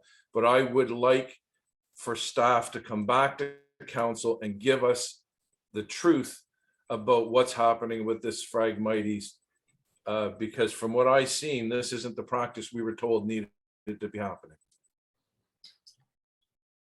Through the mayor, this was managed by Georgian Bay forever, and I'm happy to have them provide information and come back to council if that's council's wish. It's certainly my wish, and I don't know what needs to be done procedurally. I think Mariotti or our clerk may want to interject here, but I think this is very important.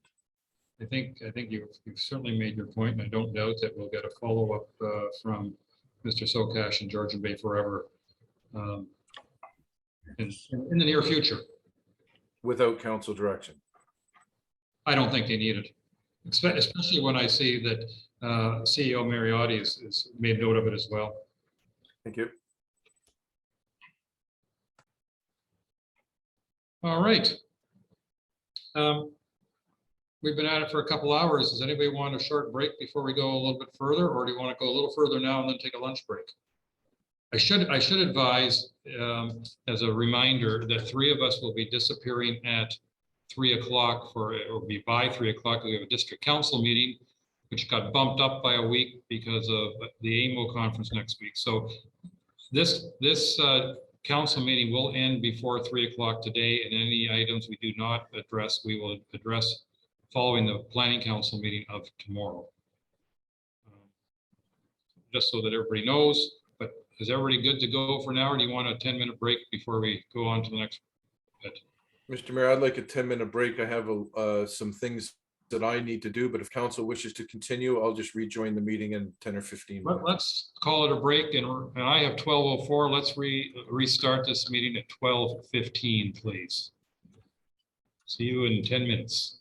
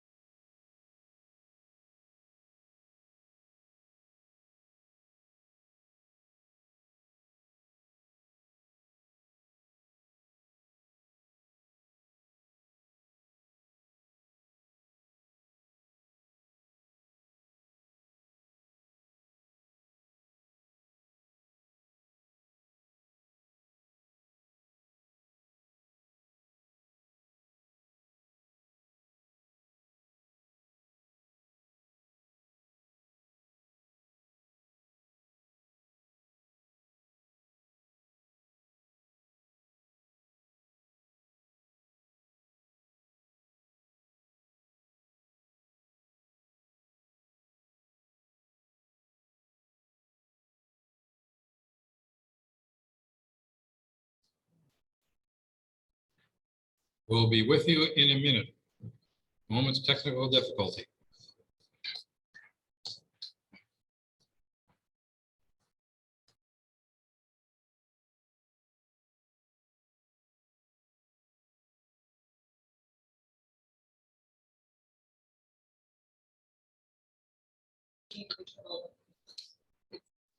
All right, everyone, shall we see if we get enough counselors in front of us?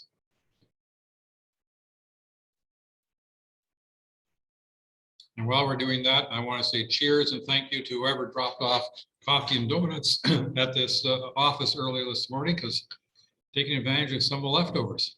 Thank you very much. If you could send Okay. some out to the island, I'd appreciate it. We've adopted the regular agenda, I believe, or have we? So I think yes, we have. We're now down to staff reports. And our staff report is from the Clerks Department, restricted acts after nomination day and delegation of authority. Ms. Way. So as everyone is well aware, we briefly mentioned earlier today, nomination day is August 19th.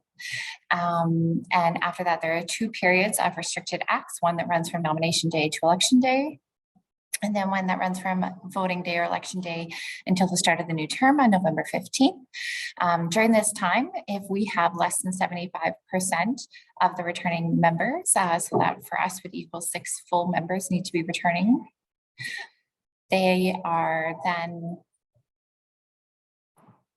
able to, we're in what is deemed to be a restricted acts or lame duck, and therefore council do not have the authority to make certain decisions such as disposition of real estate of land exceeding $50,000, the removal or appointment of office of any member of staff, making expenditures or incurring any liabilities that exceed a value of $50,000. This does not include anything that was currently budgeted for the 2022 budget.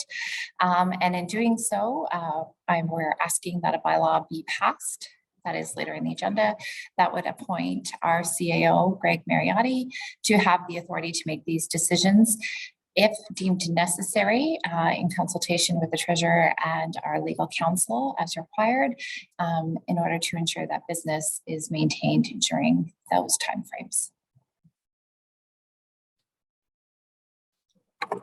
All right. Well, thank you very much for that. I think it's fairly self-explanatory. And I got Councillor Bochek and Councillor Cooper who have some questions. Councillor Bochek, please. Thank you, Mr. Mayor. Just a quick question for Ms. Way. You were saying that moving after the 19th, that 75% of council must vote, or you must have at least 75% of council in order to carry something forward. I'm just wondering if the math on that works out, that that we're rounding up, because 75% of 7 members is 5.25, and which is a lot closer to 5 people and makes it easier for us to move forward, but we've gone up that 3/4 to make the 6 members that have to be available. I'm just wondering how the math worked on that. Ms. Way. Certainly, I verified with the ministry, and it actually rounds up to 6 whole individuals. So apologies, I believe I referenced 5 in my report. Thank you. Councillor Cooper.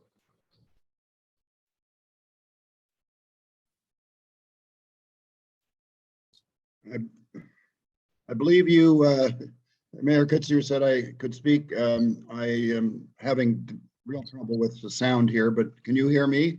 Yes, we can. Thank you. All right. Lucky you again. Just around this subject. So we need 6 members to pass anything that's have council pass anything after this council meeting. Is that correct? No. That's only partially correct, because if I understand it, because unless we have, right now, 5 of us, 5 of the council have signed up for the coming election. 2 have not. On the assumption that those 2 will not be signing up to run again, then we are technically in a lame duck period after August 19th, which means there are certain decisions above certain dollar amounts that we cannot make. Most decisions we can still make as a council. It's just certain decisions we cannot make.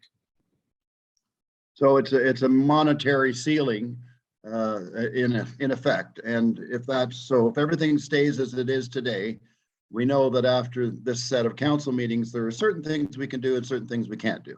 So that's, I think, what you've described there. But also that we could give the authority to our CAO to do certain things as well, although there would be, I would assume, certain limitations there as well. In other words, we'd be charging the CAO with looking after things like emergencies, regular operations, but not approving anything really substantive or more than $50,000 until the new council is in place. Am I correct about that? Yes. Karen says no. Yes. Clarify. You want to clarify? Most of what you said was correct. It's just he will have the authority to spend over and above the $50,000 as council cannot, in the event that something occurs that warrants the necessary action immediately versus being able to wait until the new term starts. So just to clarify then, if there was an emergency that came to more than 50,000, there were 75 or 100,000, so be it, but no new initiatives, no new financial initiatives that were outside of regular operations or emergencies. Am I right about that? Thank you. I just want to make it clear so we really understand what's going on here. Thank you. Yeah, and even though we don't have that authority as a lame duck, the new council in December has the authority to show our CEO the door if he doesn't respect the general wishes of council. I mean, we do have that ultimate authority, though not in the lame duck period. I fully understand that, and I'm sure he's aware that we have that sledgehammer. There we go. And let's hope we have no wish to use it. I'm sure we won't. There we go. Thank you. All right. Any other questions from council? I'll read you the resolution, the motion before we'll see if there's any further discussion. I have moved by Councillor Bochek, seconded by Councillor Hazelton. Be it resolved that council brings forward a bylaw to delegate authority for council matters in the event of section 275. Any further discussions? Councillor Jarvis, please. I'm in agreement with all this, everything, but it just says sorry, what was that last line you used there in the resolution? In the event of section 275. Can we just put something after that to indicate what 275 means? It's somebody's got to do a whole bunch of looking up. If I don't know whether it's if there's a simple sentence that can be put after that as an explanation of what 275 entails. I can read the whole section for you, but no, thank you. Or they're in contempt. I don't know. Karen, is there a simple way of putting that? And people either watching this video post meeting, or well, I suppose it'll be there. But if they were reading the minutes, 275 is like it's a number. It doesn't mean a lot to a lot of people. Well, it basically says that because 3/4 of council is not running in the upcoming election. Something along those lines would be fine. Yeah.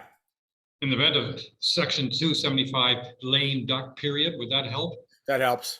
That at least describes what it is. Yeah. Madam Clerk, if we add those lame duck period, those 3 words, is that acceptable? Works for me.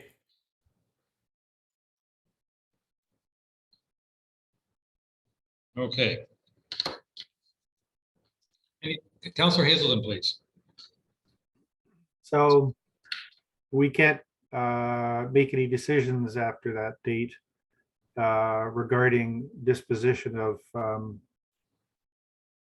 any real property. So today we heard from the Land Trust about some shore road allowances, and if we were to approve the transfer of shore road allowances to the Land Trust, it is possible that they could have a value exceeding $50,000. I'm just trying to understand the ramifications of what we're talking about here. Thank you. Land trust, there is a resolution that's been proposed for discussion on the land trust. It's under new business 13A. I understand. I'm just saying, just thinking out, that's one example that I can come to here. I guess what I'd like to understand is staff often know various things about what might happen 2-3 months down the road, and it would be really nice to get some visibility into what potential things we are being exposed to here that perhaps we need to deal with today and not defer to later. Clerk Way, you have some comment on that, please? Certainly, I would just like to clarify that the conservation easements being proposed by the Georgian Bay Land Trust is not actually transferring the land. It's providing a designation on top of the easements. Therefore, it doesn't count towards Section 275 and wouldn't be a part of the consideration under lame duck. However, we do have a resolution drafted that will allow business to continue. At this point in time, there is no anticipated business that is expected to interfere or need resolution regarding anything that's above and beyond what council can address under lame duck. Thank you.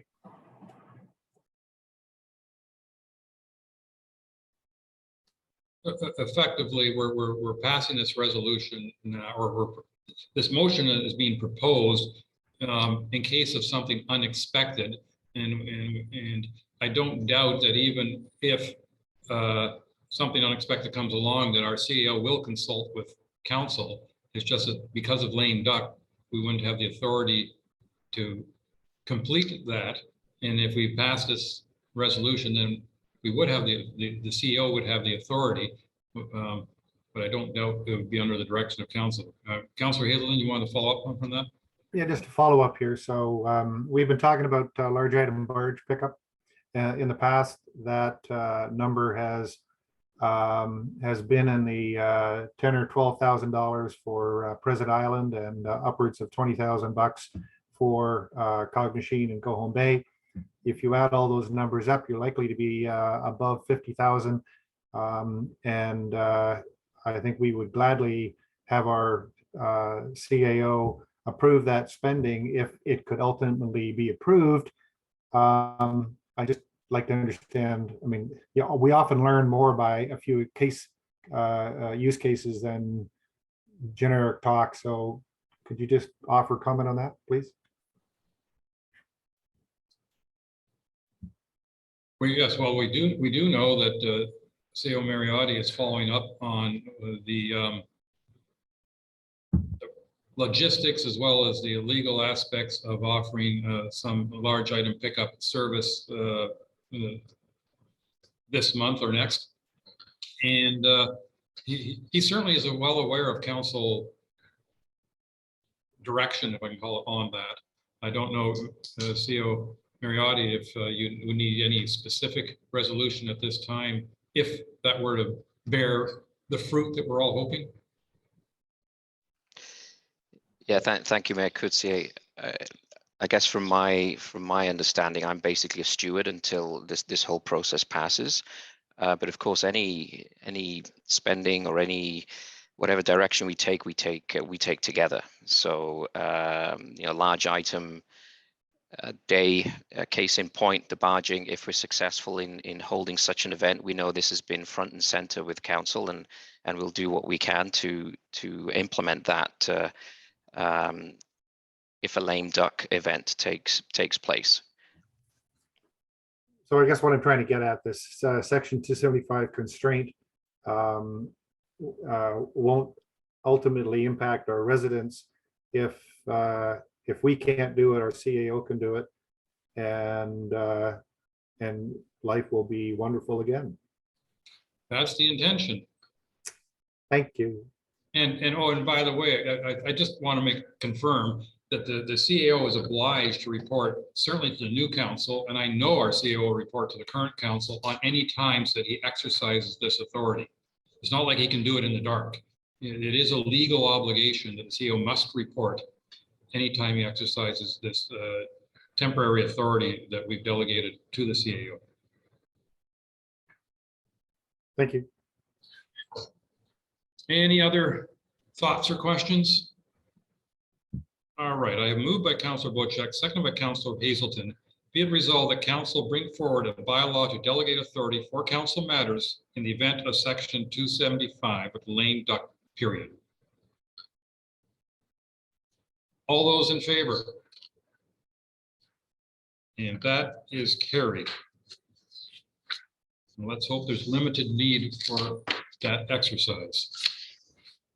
All right, we're now on to new business, and we had 3 items under new business added to our agenda.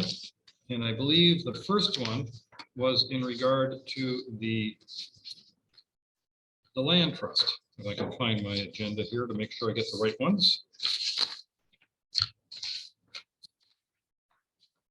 And I don't know, you want me to present on that? I think the easiest thing for me to do actually is read the draft motion for our consideration. This is under 13A, and this is a follow-up to the presentation that we received earlier today from the Land Trust. I have moved by Councillor Douglas, seconded by Councillor Jarvis. Whereas the Georgian Bay Land Trust has submitted a proposal to protect road allowances that lie within the interior of the township through the placement of a conservation easement on these road allowances. And whereas the road allowances in the proposal pass through undeveloped, untouched wetland and ecologically significant forest areas that are of very high ecological significance as demonstrated through ecological data and mapping. And whereas these road allowances all abut land that are zoned environmental protection. And whereas these inland, wetland, and forest areas are predominantly within existing recognized environmentally sensitive areas, for example, conservation areas.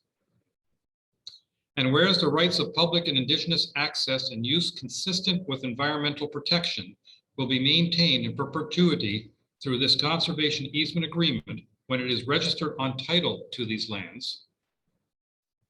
And whereas the Georgian Bay Land Trust has agreed to pay all township costs for placing a conservation easement agreement on these road allowances.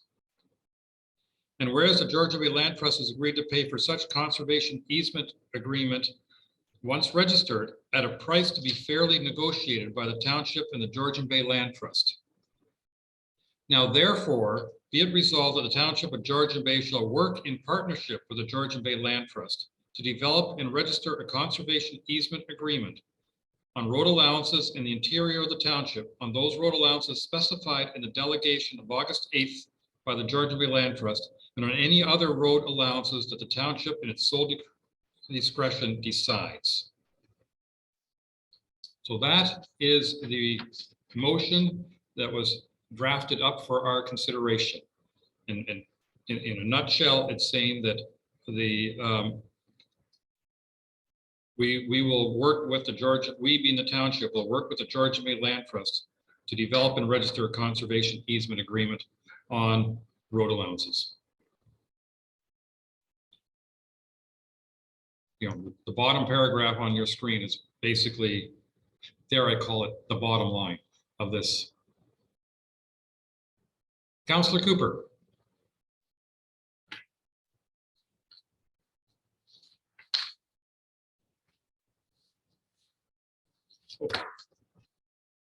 I'm not hearing you, Councillor Cooper, and I thought it was just me, but it looks like it actually says muted on your screen. I'll wake up eventually. Thank you. Yeah, Cheers. so. Coffee. Yeah, thank you. So it's sort of relative to the question I asked earlier to Bill Lougheed, and I just, it's really the last few words in this resolution, which sort of is a bit more expansive. In other words, the township is going to work with the land trust with respect to where those road allowances are actually going to be. Is that, I guess, one of the things that I certainly support working with them, but I would like very much to have sort of the final outcome come back to council so we know what we're talking about. And if that's the intention here, I'm not sure that says that. That's question one. And I guess the other question, and maybe Peter, you've been closer to this than I have. I really didn't totally get understanding this morning of what area they were talking about. These black lines kind of threw me off. Are we talking about sort of the wetlands that are, I think Bill said, west of these black lines?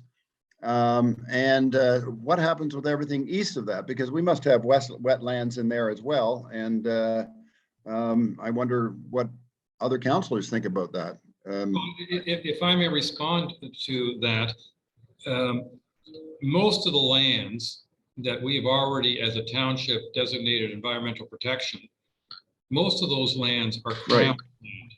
So we as a township have limited say over the crown land. However, by putting these easements on the road allowances, we are basically saying that the road allowances themselves cannot be crossed by, say, a new road.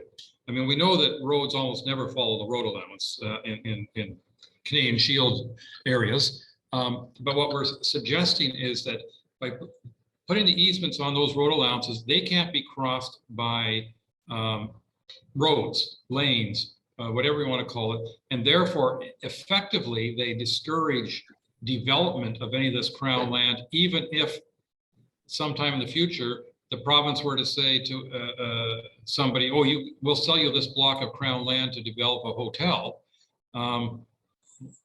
They wouldn't be able to get to the hotel by road because we've blocked off a lane to get to it, if you know what I mean. Not that I'm suggesting that's what the province is about to do, but that's the intent of this, is to make it more, put an extra layer of protection on these lands.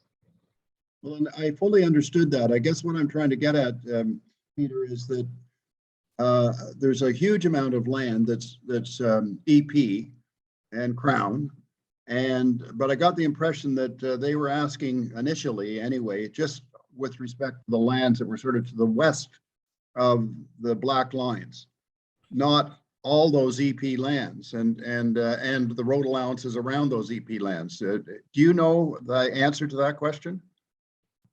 Well, I think what they were saying is this will effectively block access to the lands west of these black lines from the 400. There might be another road allowance that we can put in between the black lines and the 400 in some spots. But that has to be looked at more carefully, because the other aspect of it that's important is that we cannot sell a road allowance, according to our township bylaws, we cannot issue an easement or sell a road allowance that is abutting private lands. And that's why we can do it though through crown lands. Right, but there's a lot of crown land that isn't abutting private lands that is east of these black lines, and so. Yeah, we can explore. There's no question that between the land trust and the township, we can explore maybe some additional opportunities further than what they've already. Thank you. That's the sort of last few words in our resolution. Yeah. I just wanted to sort of make sure I understood, and maybe others. I don't know. Thank you. All right. Good. Everybody wants to comment on this. Councillor Jarvis, followed by Douglas, Mienko, and Hazelton, please. Yeah, I'm pretty clear on a lot of things, but in the end, there's a monetary value. There's value to these easements, I presume. Do we have any idea how much we're giving up from a dollars and cents standpoint by approving this? That is to be quantified. What basically the land trust has committed to covering all our costs, and then but we have not put a price on the easement above that. I mean, certainly our clerk can calculate the how much we would have sold these road allowances to abutting neighbors if there were them. As you've well seen, we've had road allowances in the past where there's a rate that but easements tend to be less than that rate, and then that's to be negotiated. And in part, it will be to what funding they have from either the province or the federal government to do this. Yeah, I mean, I'm all in favor of this, don't get me wrong, but I think it should be, we should be aware of what we might, I'll use the word giving up from the standpoint of dollars and cents by approving this. And I don't know if we can put a monetary value on it from the municipality's standpoint or not, but I think that might be helpful if it was in fact something that should be considered. I mean, if I may, one additional comment is, I'm not sure if anybody came forward. I mean, at this moment, nobody can come forward and ask us to buy those road allowances other than the Crown. Yeah. Who gave them to us in the first place. But even if somebody could, whether or not a council of the future would even contemplate selling these road allowances to a private landowner is open to debate. So in that sense, maybe we're not giving anything up, in that right now we can't sell those road allowances. That's and I appreciate that perspective. Councillor Douglas, I think I saw your hand, but is it down now or is it still up? Yeah, no, thank you. You just answered one of my questions, so thank you for that. I got the answer to it. Councillor Rienko, please. Just to clarify, I guess the objective of this is to run a contiguous line all the way, basically from 12 Mile Bay Road all the way down to Honey Harbor. Is that the objective here, so no one can cross it in the way of a road construction? Is that what the intent is here? That's certainly the intent. Okay. One part of the intent, yes. Okay, and I guess, Lord help us if we ever get into the idea of windmills on Georgian Bay, but if that ever happened, I guess the province can come across these lines. Well, technically, no, and if the easements are issued, that they can't be crossed. But having said that, sometime in the future, the province or the federal government have greater authority than the township. Yeah, so they just expropriate the road across, to build the road across, yeah. Okay, no, I think it's a good idea to have that line. I'm not too sure what we do north of 12 Mile Bay, but anyway, to have it all the way from 12 Mile Bay to Honey Harbor sounds like a good idea to prevent roads going into Georgian Bay. Thank you. Councillor Hazelton, please. Yes, thank you. I just wanted to pick up on what Clerk Ray said a little bit earlier, where she said, if my memory is correct, is that we're not selling these easements. We're just allowing sorry, we're not selling these road allowances. We're allowing an easement to be registered on title, protecting these lands. And so I suppose one might say, well, we're really not impacting any monetary value of them. But there's probably a lot of costs associated with getting there. Am I correct, Clerk Ray? Is that the correct understanding? Okay, so first of all, I'm delighted with the whole recommendation.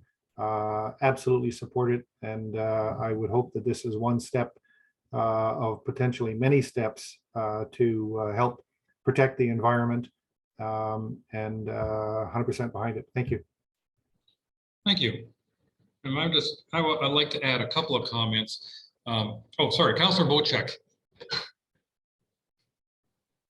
I'm going to preface my statement by saying I absolutely support this and the preservation of coastal Georgian Bay. I'm just wondering if we're going to hit a bump in the road here that I'm not sure if this is a true statement or not, but I believe we offer funding to the land trust at budget time, and then the land trust has turned around and said that they were going to fund any costs associated with this.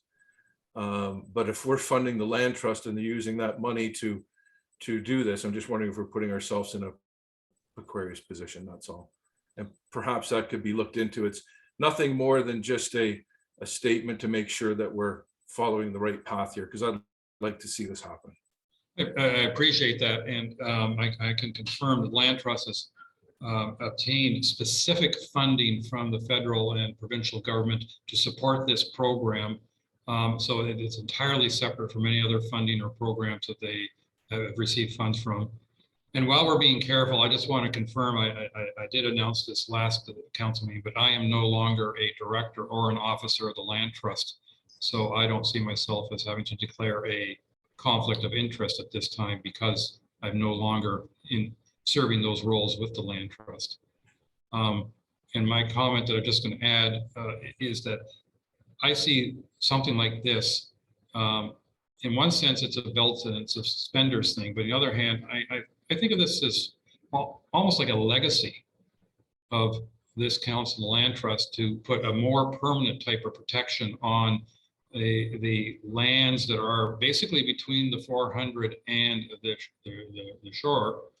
And it's so important, I think, for the future of our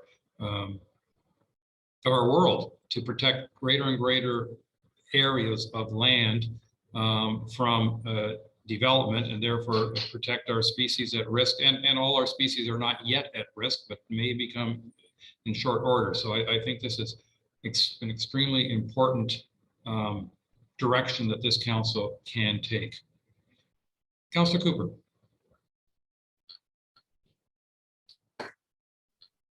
Thank you, and great discussion. And I just wanted to add that this, I think, is going to be a model going up the shore, so to speak.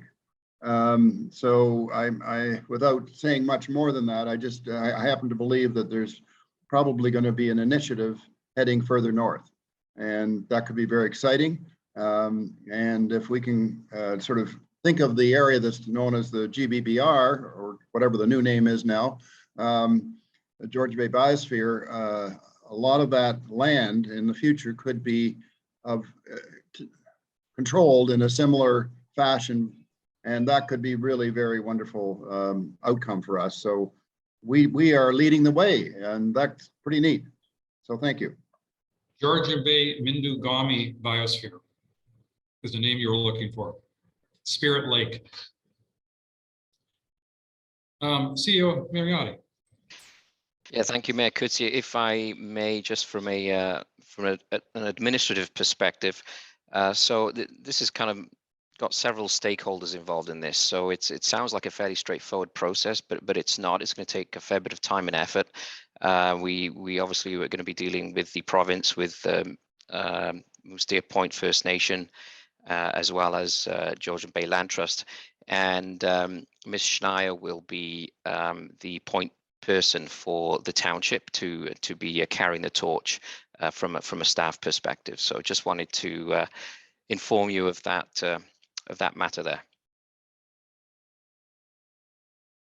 Thank you very much. If I can just follow up on that, we did receive correspondence from the Moose Deer Point First Nation that they will be giving us written confirmation of their agreement to this proposal. They had hoped to have it before today's council meeting, but right now, I think they're going to be giving that to us tomorrow. So, but we have had discussions with Moose Deer Point on this very, very fruitful, very positive conversation, and they're in favor of this proposal. Just as they're in favor of protecting all our species at risk and recognize the importance of keeping as much of our land wild as we can. Council, not seeing any hands raised. Do you want me to read the motion one more time, or can I call for the vote? All those in favor? And that is carried unanimously.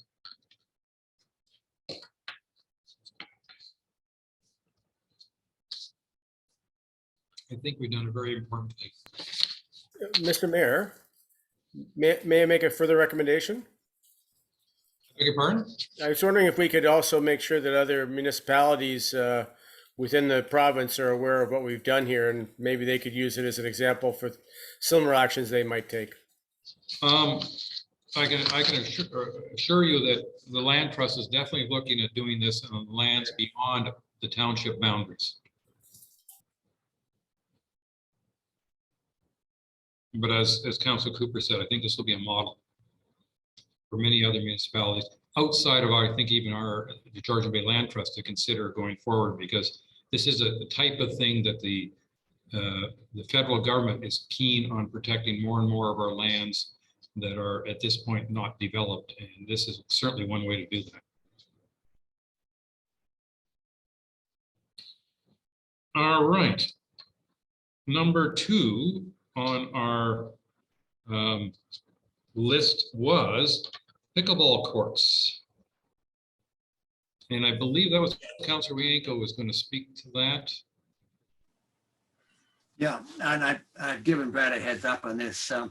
As some councilors may know and other ones may not know, there's two tennis courts, well, 2 courts.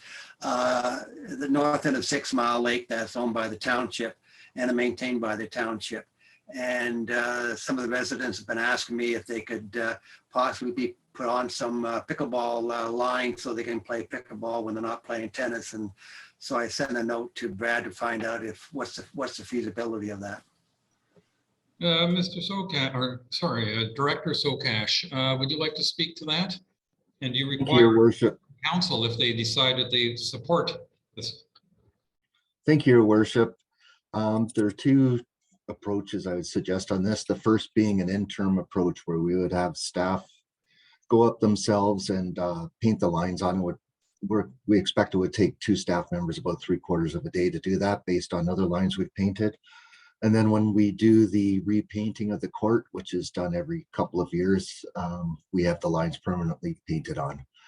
Painting of the court is about $700, so I would expect the pickleball lines would probably be in that order. Thank you. And would you require a council direction to add these additional lines to the existing tennis court? Through the mayor, if the CAO is happy with us doing this, we are happy to proceed. Okay. Councilor Douglas, please. I'm in full support of this. I think it's a great idea. Pickleball is one of the fastest growing sports in North America right now, has been for a while. And it is a sport that all ages can play. So I think it's a great idea. And I wouldn't be surprised we get asked this more often. I'll be concerned when they want a pickleball court lines painted on our roads, then we'll have to have a little bit more of a debate. Might slow down traffic speeds. Councilor Wienko.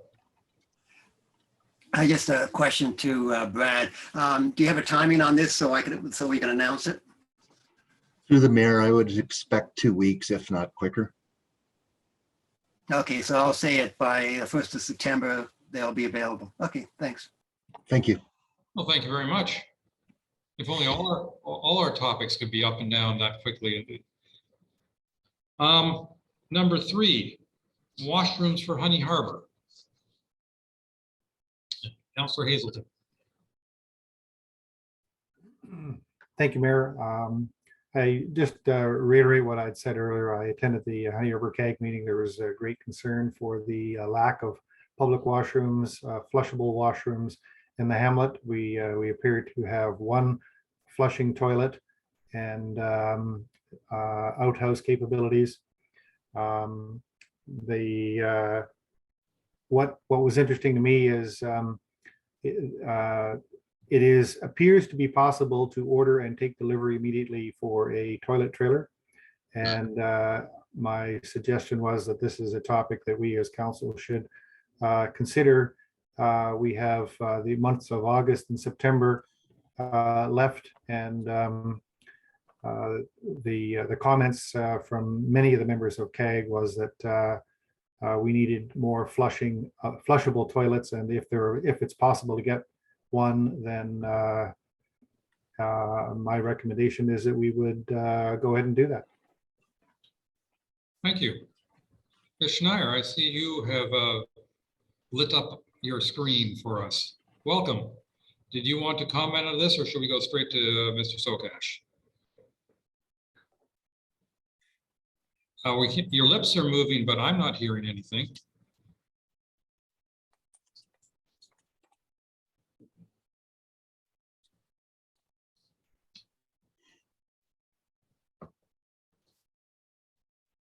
No. Maybe we should go to Mr. Sokash.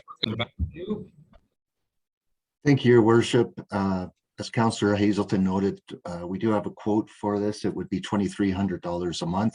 That includes service once per week. So if we had it for about 2 months, which would get us close to Thanksgiving, we'd be looking about $5,000 once you put tax and delivery removal costs into it. If council was to proceed with this, the one clarification I would request is where to put it, whether it's at the Port of Honey Harbor or at the Honey Harbor Landing. Thank you. Thank you.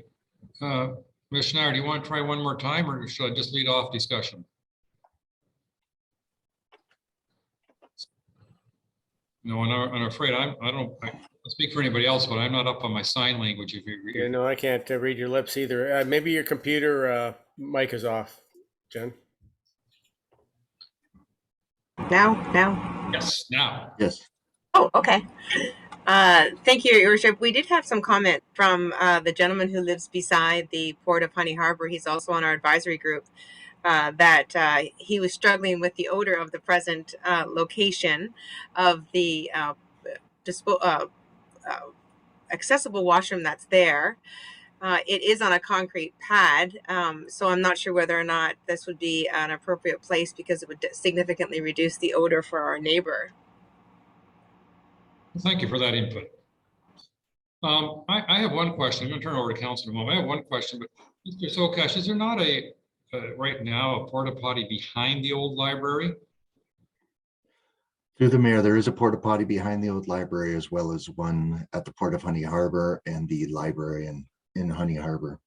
Yeah. I believe the committee's concerns were the lack of flush toilets. Yeah.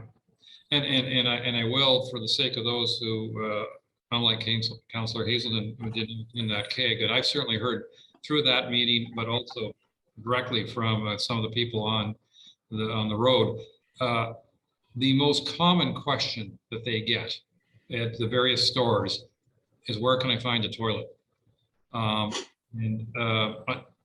Which is understandable. And I know we've tried to improve the signage, but certainly at the stores, that's that people often go in saying, can I use your washroom, or things to that degree.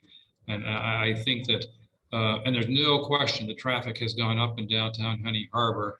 The Port of Honey Harbor has been used much more this year than it was last year, just based on a few of my visits. Lots of boats there and lots of pedestrians on the streets. So I really do think there is a need for additional toilets, and some people do plug their nose at porta potties, and certain days that's understandable. Councillor Cooper, please.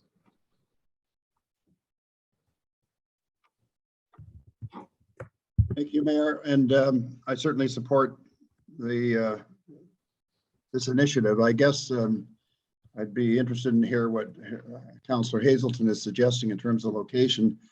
I think at least up until very recently, and I think probably still exists, is that the majority of the traffic coming into Honey Harbor, either by road or by boat, is adjacent to most of the businesses in the center of Honey Harbor, and therefore I'm thinking that at our municipal lands in Church Bay would make more sense than over by the Delawana. So that would be my only comment, is it makes probably, just from a usage perspective, more sense to be there.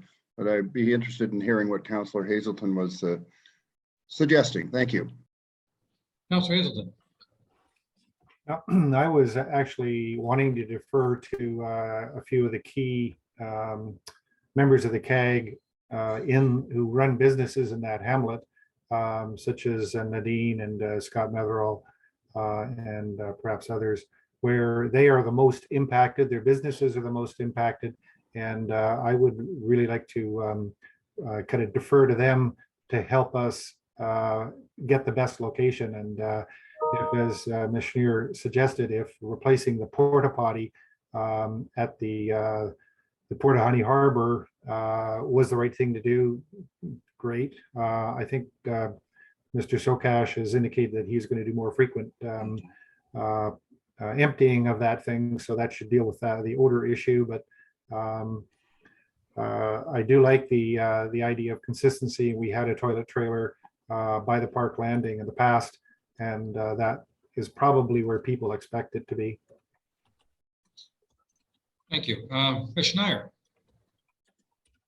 I'm just, thank you, Your Worship. I'm just commenting that if we were to put it at the Port of Honey Harbor, then you'd have flushable toilets at both bookends of the community of Honey Harbor. If Councillor Hazelton's concerns are Scott, Metherall and Nadine, then definitely the Port of Honey Harbor is a closer choice. I think that what they're experiencing is mums with little children who need to go right now. So if we have flushable toilets at either bookend, it might be able to help.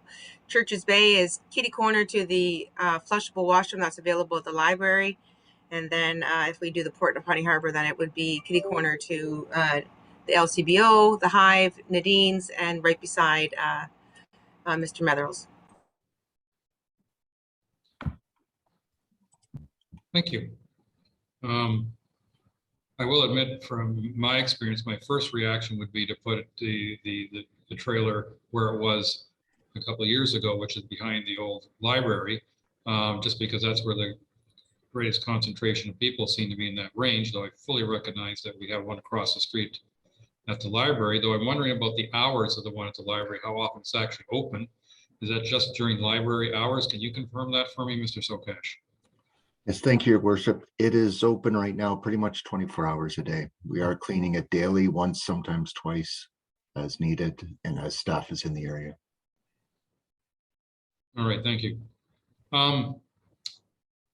You know, the resolution, sorry, the motion that has been drafted for us, and I'm going to read that before we finalize our conversation, is be it resolved that council directs staff to obtain an accessible washroom trailer that includes flush toilets to be placed in the community of Honey Harbor in the amount of up to, I'll say $5,000. Is that enough, Mr. Sokan?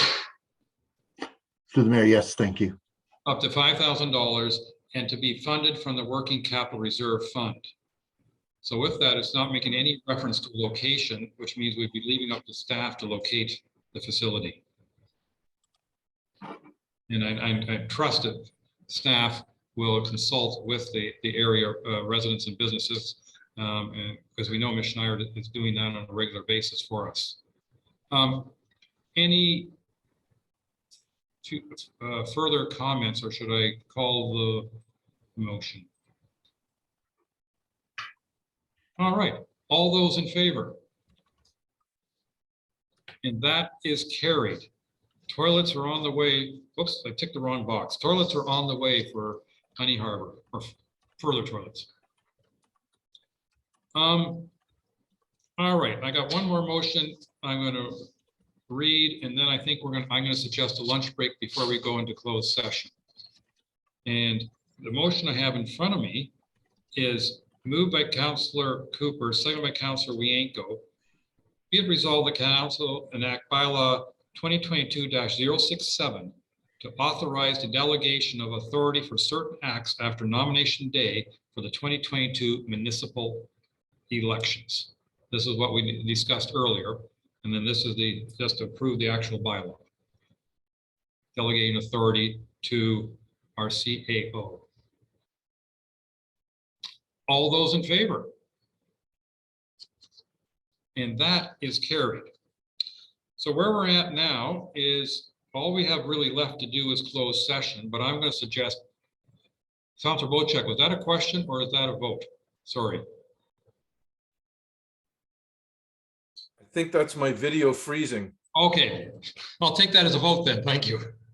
I'm going to suggest we break for lunch and let's come back and we'll get closed started now. 40 minutes for lunch, is that enough for everybody? So let's come back at 1:45. We'll spend an hour on closed, and if we don't accomplish all that we need to in closed, then we'll continue it over until tomorrow. That's my suggestion. So right now, I'll say, well, let's take a lunch break and we'll see everybody at 1:45, please. Thank you.